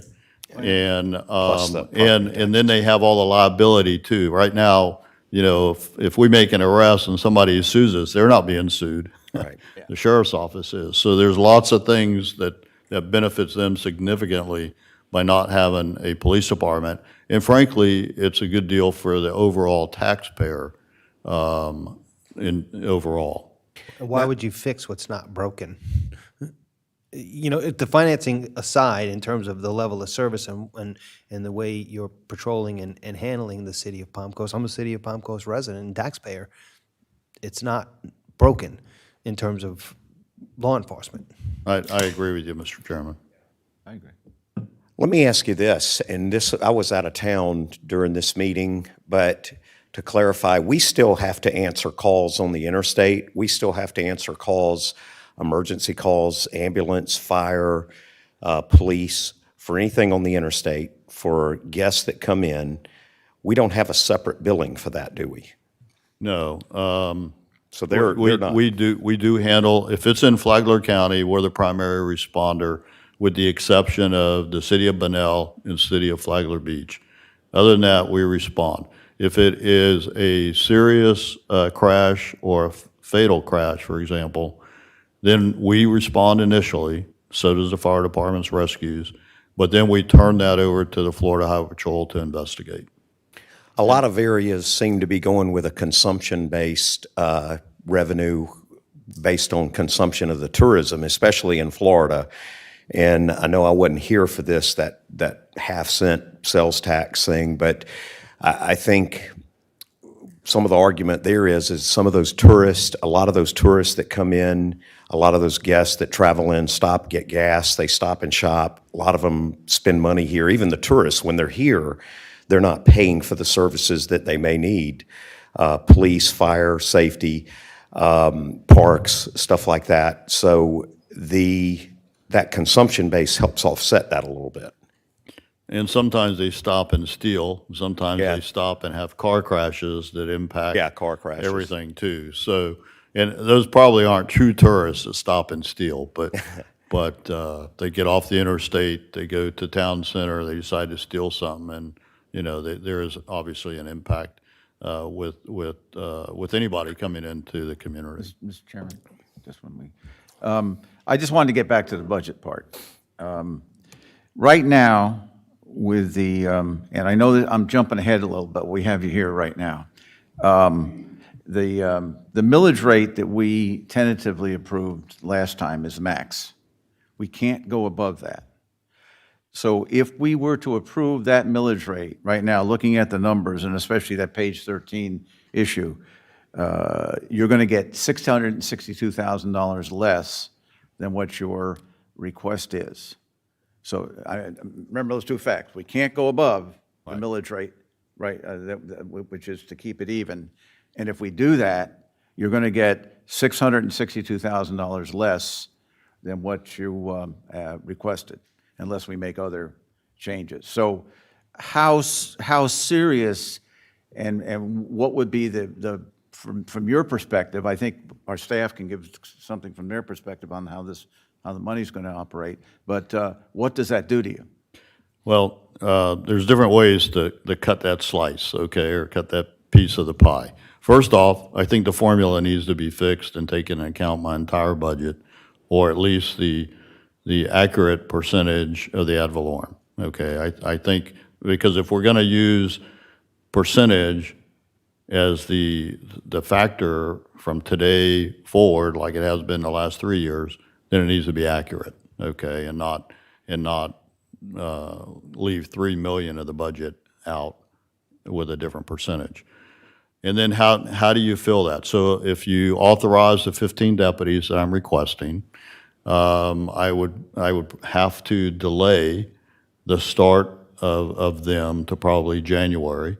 That will pick up about 500,000 of it, doing just quick math in my mind. But keep in mind, then there's already then the following fiscal year, the 22-23 fiscal year, I have a $500,000, increase just on that. And so, but there's ways to make it work if you're going to hold, at the 600,000. But there was really some one-time, well, maybe two-time costs in that budget request also for a specialty vehicle. Right, but do we approve the deputies separate from the budget? Do we have any call on that, or is that your call totally? You get so much money and you hire so many people? That's basically the way it's done, but I always prefer it when we agree on the numbers. Okay. You see the position we're getting into here. No, I realize, and you know that I've always worked with you too. What's been unique in this situation is my staff has worked with your staff and discussed this, but then we didn't hear anything back. So that's why, I'm here. I mean, I would have done this anyways, but normally when I come to you, we have it all worked out. And in this case, we gave, unless the chief talked to your staff, I didn't, and gave them some ideal suggestions, and then we just didn't hear anything back. I mean, does our staff want to, we're getting towards money now, so I think we need some input on this from you, because it's a big part of the decision we got to make. Yeah. Mr. Chair, math is a funny thing sometimes. I would argue that the percentage is not wrong, that to add 300,000 or $3 million from a different funding source to give you a higher percentage would be inaccurate, actually, because the board has other funding sources and other funds too. So if we were to add those, then arguably the percentage for the sheriff would decrease. I did speak with the chief about some things, and I told him, I gave him my word I was going to bring things forward, and I did. But there hasn't been any change to the budget because it's not staff's responsibility to change the budget at this time. It's the board's responsibility to make any changes to the tentative budget. That's it. Just the information I've given you is accurate. Any other questions for the sheriff? I'm fascinated by the relationship between county and the sheriff's office on the support services that the county provides. It was estimated at $2 million, but that support's not included in that share. It actually would boost the percentage if it was included in that calculation. You said you wanted to pull it and do it yourself, but I think one of the things we need to look at moving forward to get a better grasp of this amount of work and the effort and the staff is to have an independent audit of actually what the county contributes to the sheriff. Because as Commissioner Mullen said, we really don't want duplication of services.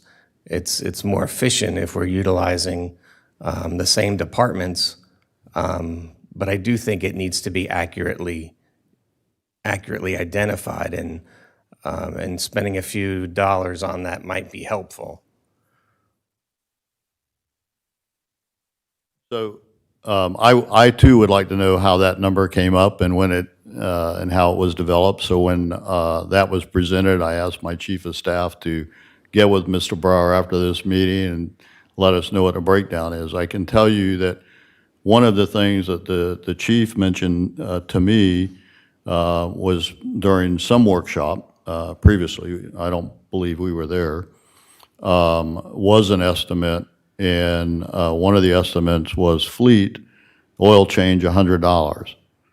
Well, if that's part of that $2 million, I'll go to Jiffy Lube. Right. And those kind of things. So you know, I don't know if those were inflated numbers or how those numbers came out. Maybe that's not even an accurate number because we were not in that meeting, but I would definitely like to know what's in the $2 million. And, you know, for IT right now, for example, I can't do any different anyways. I don't have a building, but you're working on that. So, you know, in fleet, you know, I remember when I was undersheriff here, the fleet services by the sheriff's office was a shade tree operation in an old DOT yard next to the near the water tower in Bunnell. And so I was undersheriff here when the former sheriff eliminated sheriff's fleet, and it was transferred to the county fleet. The same thing with the IT department. The former sheriff did that. And those were agreements made by the former sheriff with the former county administrator, now two county administrators ago, I guess, Craig Coffey.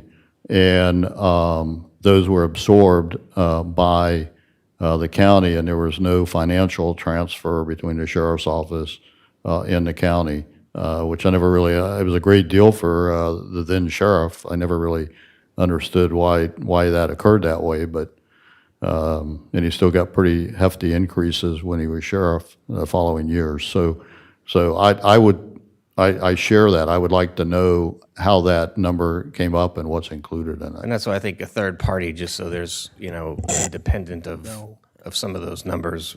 Going back to some of the data, if you could just clarify, it seems to me there's two numbers that you're using. One is calls for service, and the other one is population. So I guess in some instances, if you're proactive, your calls for service could be lower per population than some other jurisdictions. So I'm not really worried about or concerned about the number of calls for service or the population, but how those two interact. The number of calls per population, I think, is more telling. And I think calls, right, because you have other supports. The larger the population, some of those other non-deputy support systems need to be in place. But I think I'd like to see a comparison of some of those other counties in that metric, because then it could give an idea of how you're doing on a proactive policing standpoint to reduce the number of calls. So if you look at the full study, it's a blended approach, and it takes that into consideration. So it's not just population, it's population and calls for service, crime rates, those kind of things. Whether or not it compared it to surrounding counties with that metric, probably not, because that's going to be very difficult to get. If you want it, I can find out how much it's going to cost from the consultant to get it, because it'll be a heavy lift to get the analysis that way. Well, the data's got to be out there somewhere, so it's just a matter of finding who provides that data. Who provides the calls for service for all the, is that just the sheriff's, each sheriff's office provides that? Each sheriff's office, each police department, every CAD system is different. How do they program the CAD system? Computer-aided dispatch is what that stands for. What's a call? What's an event? There's different terminology, so it's not just as easy as plucking the data. You got to make sure it's apples to apples. And do you have to, when a call comes in, regardless of how silly it might be, you're obligated, aren't you, to actually go to investigate or to respond? How do you determine what you respond to and what you don't? If a resident of Flagler County calls, or a visitor here calls, we're going to send a deputy sheriff there. There are agencies around the country that don't send law enforcement to minor calls. Minor call might be a burglary to your home in some cities. They don't investigate them anymore. That's not where I want to be a sheriff. So if you call us, we're responding. Okay.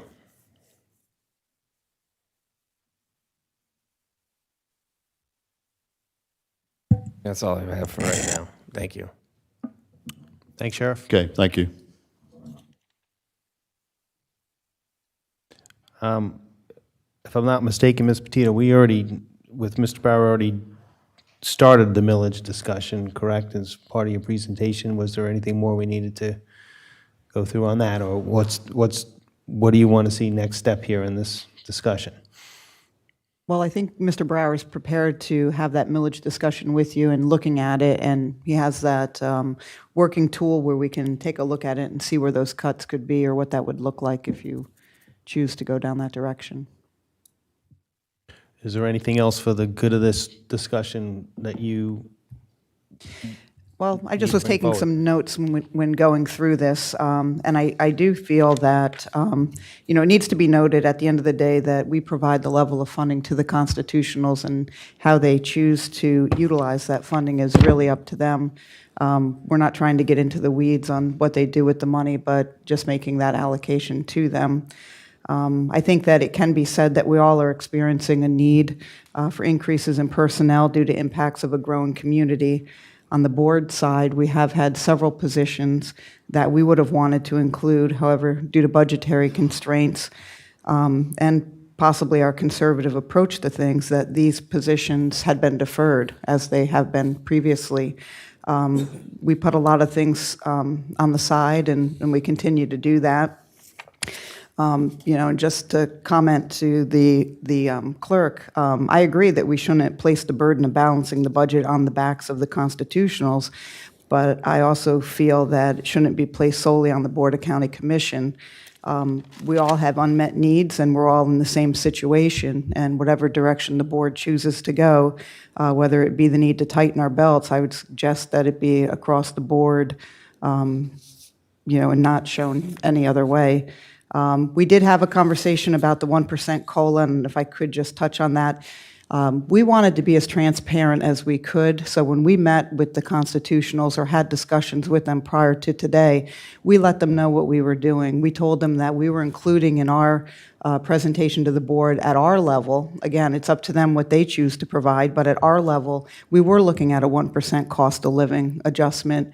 The 2% that had been mentioned earlier, that's not a cost of living adjustment, that's the impact of Amendment 2 and addressing some of those concerns. Again, that's an item that was voted on in the state of Florida. That's not something that we just arbitrarily added. We did make that known to the constitutionals so that in the event that they had employees that were making less than $15 an hour, or there was a need for them to adjust that they could.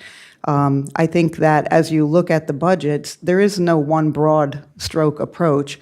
I can tell you that in the sheriff's office, for instance, they're set up a little bit differently. They've got a union contract that they are held to. They have anywhere between a 3 and 5% step increase for their employees, or union contract, whatever that rate is. So it's not a broad stroke. I just wanted to be transparent and let them know what we were looking to do, which is that 1% COLA. And on average, it's a 2% increase as it's effective of Amendment 2. So I just wanted to clarify that. Any other questions for Ms. Petito, Commissioners? Have at it. At the beginning of the presentation, there was, Ms.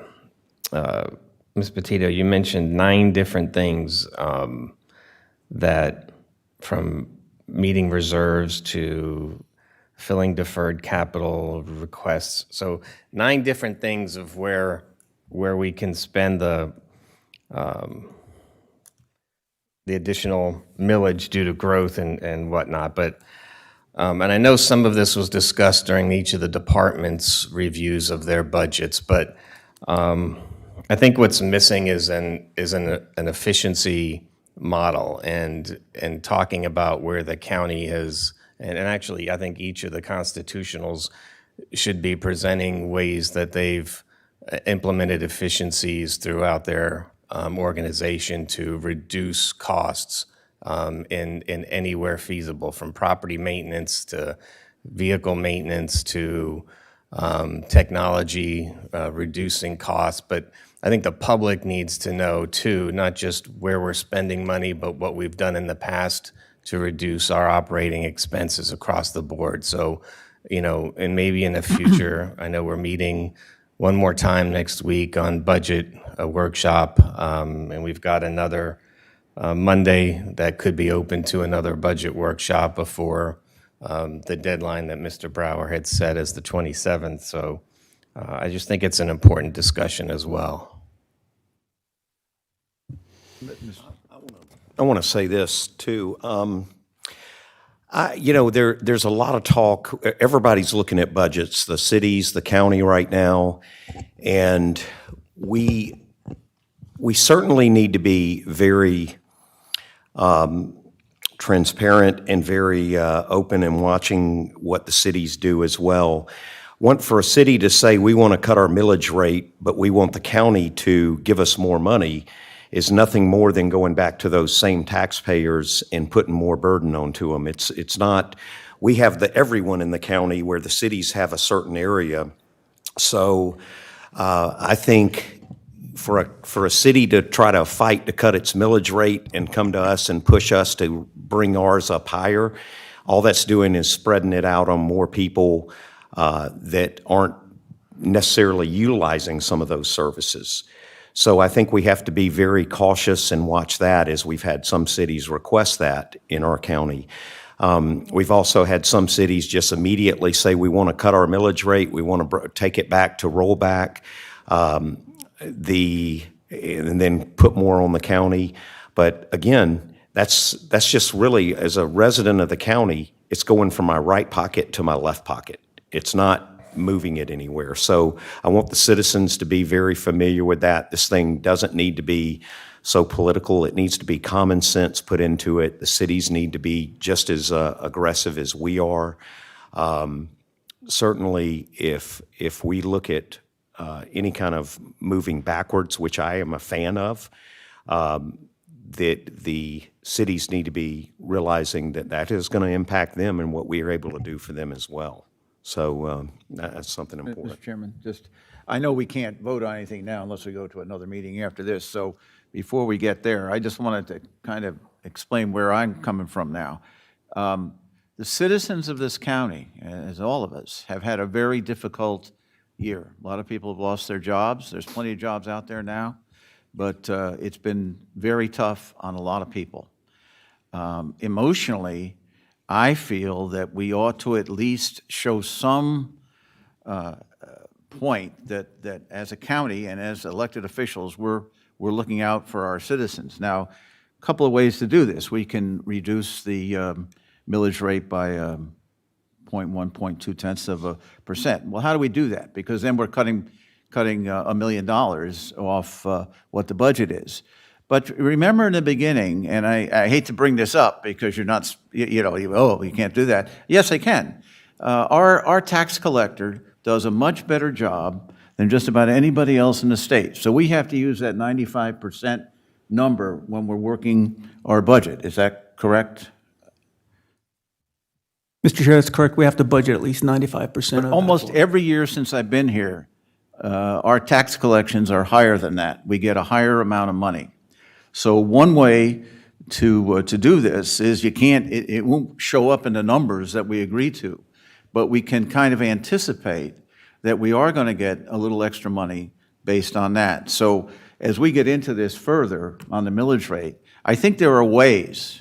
Our reserves are a little bit better than we thought they might be, things like that. I think there are ways that we can show the people of Flagler County and the cities at the same time that we're trying to do everything we can to reduce your tax burden. And we understand you've had a difficult year.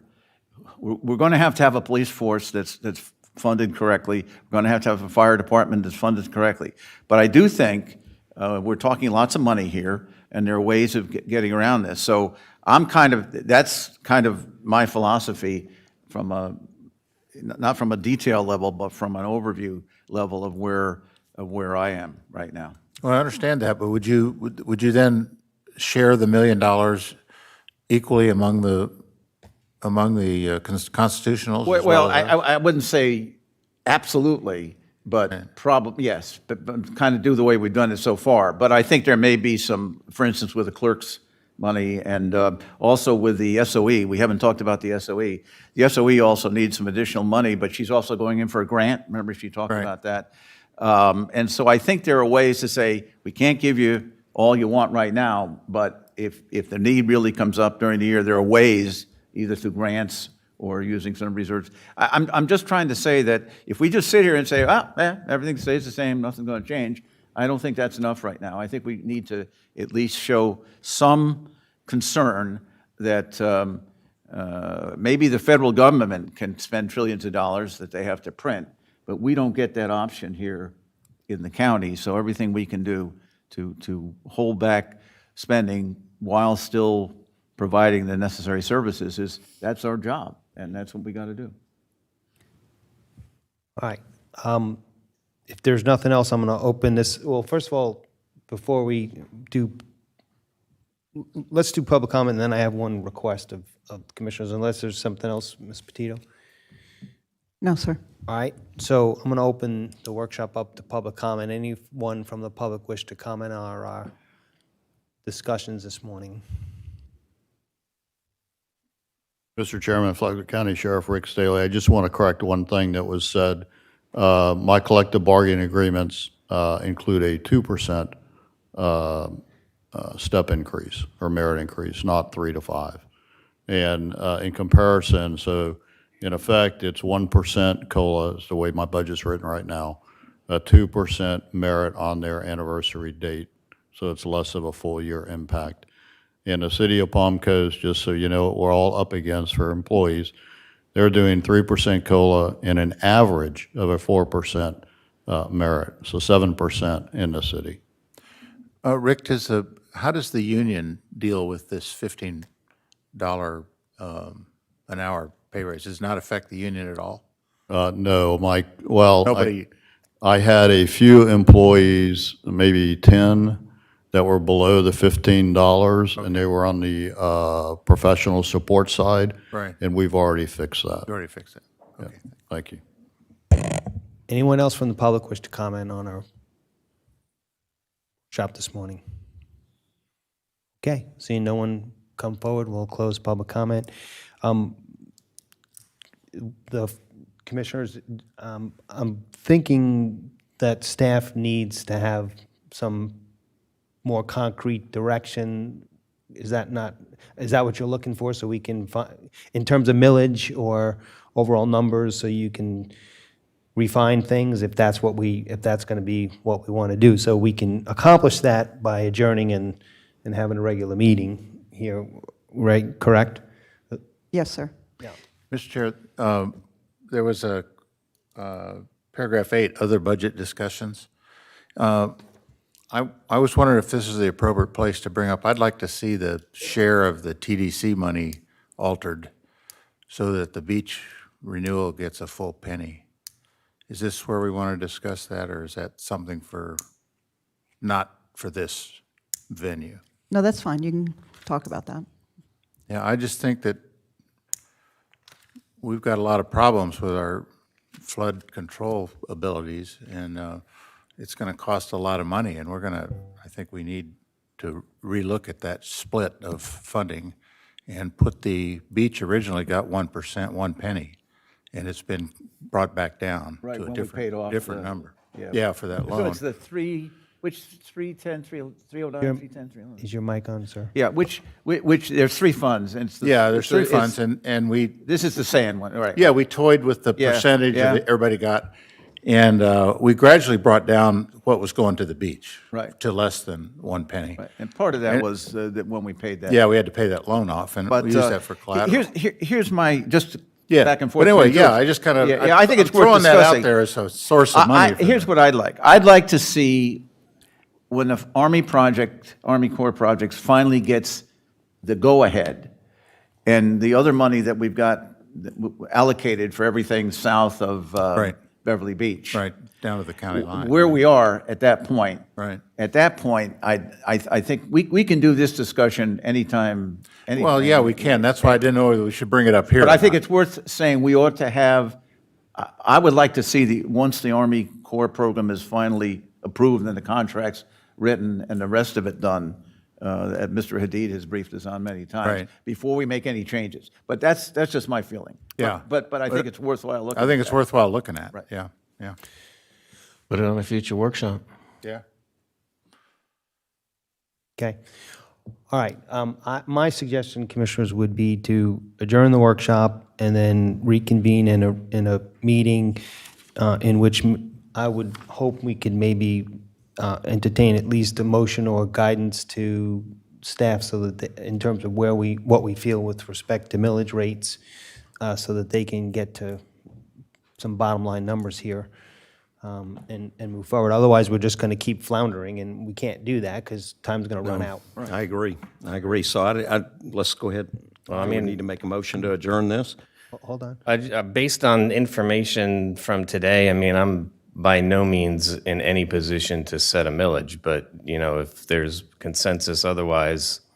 Well, the millage is not going to get set to our meeting in September, No, but but we have to agree to a budget, which. But we need to direct them if we want them to push back or stay the same or Right move now, forward. we have a max rate. Well, we can't move forward. Right now, we have a max rate. We can't go above it. Right.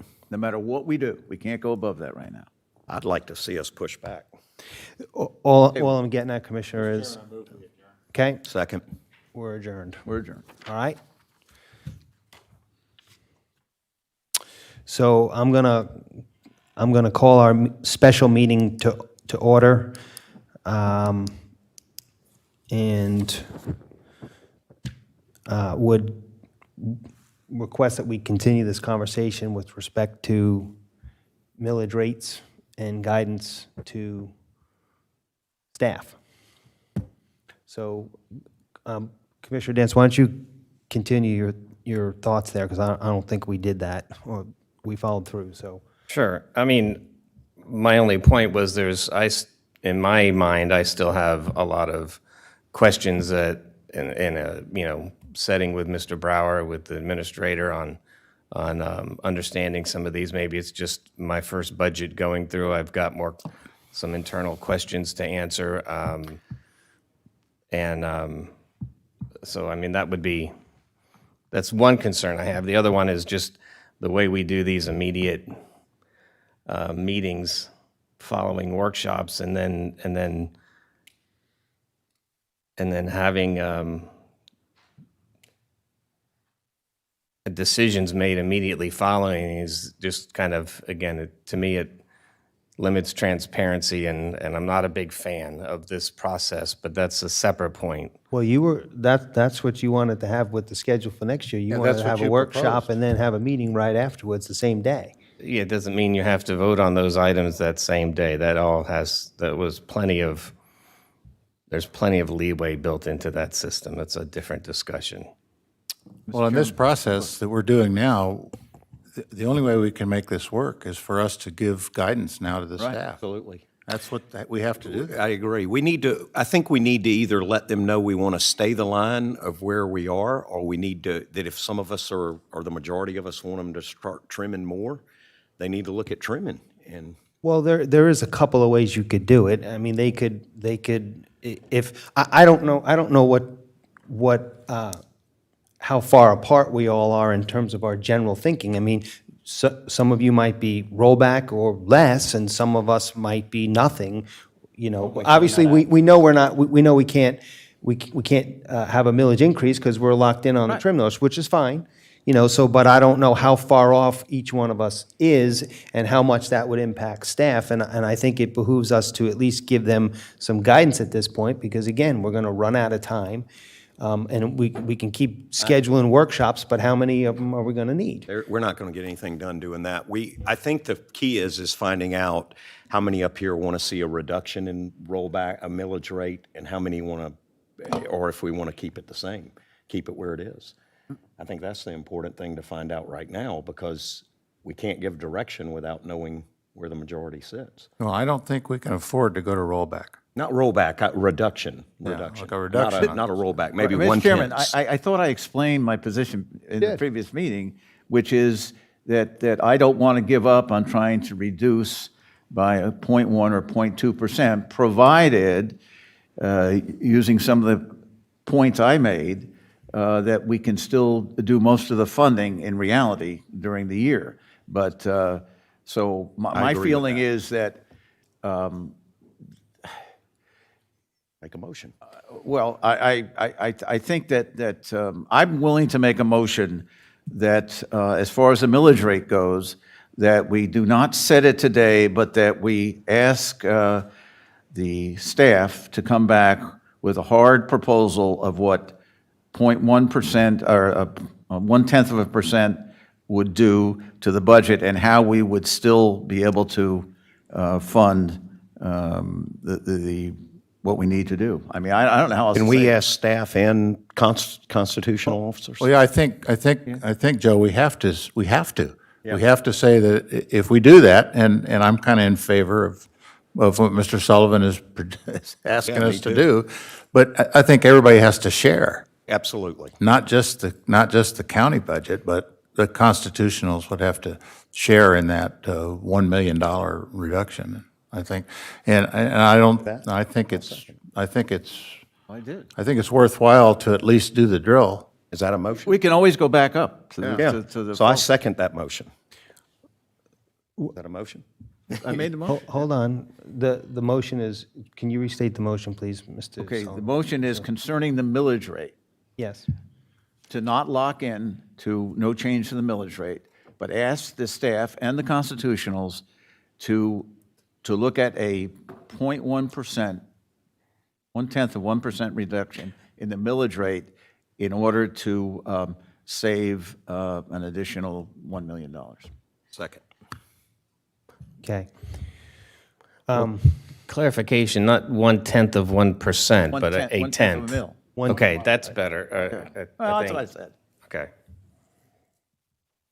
No, that's quite a different okay, mathematical okay. calculation, Everybody knows Commissioner. that. The Right. 1 million. 1/10 of a mil. Yeah. Got Second. it. Okay. Okay, so other discussion around that. No, that's fine. I think that's, If we don't good- do that, there's nothing right. more for us to do. Yeah, it's right. It's over. It's over unless we do something like this. Workshop. Mr. Brower? Mr. Chair, just to show you what was up on the screen was the working spreadsheet that we can plug in minus 0.1, and you can see how it affects us and all the constitutionals with the pro rata share and the total budgets. So what's not shown here is what we would actually, if we had a decrease, for example, 619,000 for a 0.1 millage decrease, where we would cut it from. I mean, we know because we've had that plan, but I couldn't speak for what the constitutionals would decrease to get to there. As part of the discussion, I'll just lay my cards on the table. I'm comfortable with looking at a 10th mil decrease, but my philosophy is to keep the constitutionals funded the way they've requested fully and figure out other ways to fill the gap, either on our side or in phasing, or, to Commissioner Sullivan's point about it being a tough year for our citizens, well, we've had a ton of money flow into this community and every community from the federal government in lots of different ways, and the American Rescue Plan does have a provision in it that we can recapture revenue. And I understand that our philosophy, and I agree with our philosophy for the last few years, has been matching one-time expenses with one-time revenue with one-time expenses. And if we used some of that ARP money to backfill the budget, I just think that would be a matter of $22 million reprioritizing some projects or that we've identified. I think we could find $1 million or $1.6 million, if that's what the total number is, or $1.5 million, to figure it out. And I think we're within our rights to be able to do that with the American Rescue Plan. And I understand, and I'm saying that with the full knowledge that if we kept going along and we have the same amount of growth, we're going to have these numbers in our budgets, going forward. But I also think if we're having the growth and we're going to have the population growth and the construction growth, then we're going to have the money to be able to fund that. And I say that that I think we're in a good position in that we're over 2 months in reserves and getting close to 3. And that's because of the great job the staff has done. And I also fully respect every one of the constitutional officers. I'm not pandering. I think I respect you as professionals, and I think they've put the time and effort into their budgets and looked at them carefully. I don't believe they waste money. And I think that, those budgets are reasonable and they're well thought out and formulated. So if we have this opportunity to be able to reposition some of that revenue from the American Rescue Plan to backfill this and bring it to even with a 1/10 of a mil decrease, then that's my thinking. I've laid it out all on the table. Could we possibly, I know we've allocated the first part, but we're talking about a year's budget. So the second part that's coming in that Chairman O'Brien's speaking about, the whole thing, could we not look at that and say, okay, let's put some of that towards it so we can, because really a win-win would be able to keep ourselves moving with our growth, but also give our residents a tax rate decrease. And Mr. Chairman, just on what you said, I want to understand what you're saying. You're saying fully fund, so that would mean the sheriff would get, at the current millage rate, keeping it the same, he'd still be down $619,000. No, I'm saying fund those, bring. No, let me finish. Okay. What you're saying is fund all of that. Yep. Which would be another $1 million. Yes. And still give a 1.1% on millage rate, which is another $1 million. So they'd have to find $2 million in order to do that. Yep. Okay?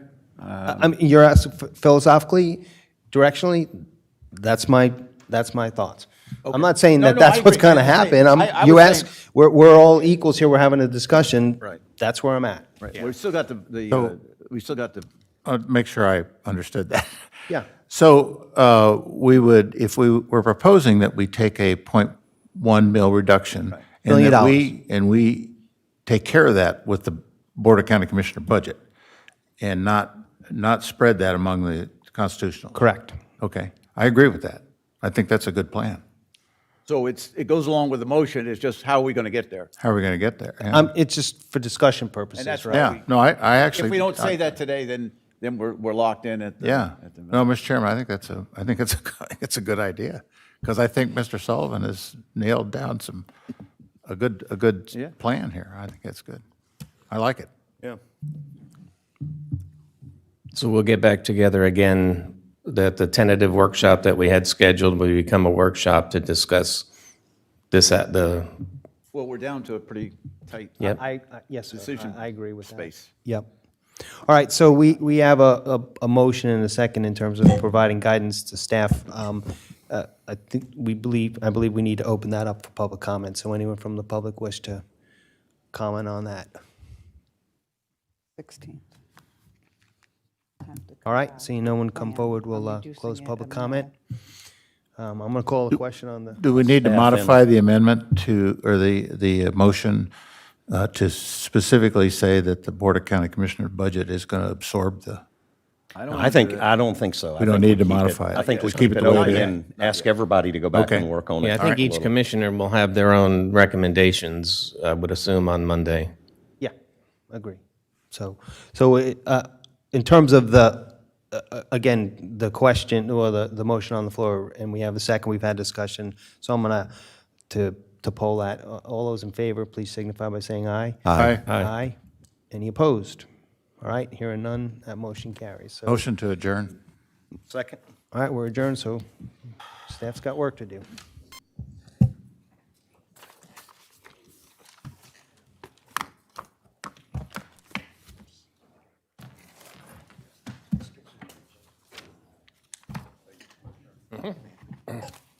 take care of you.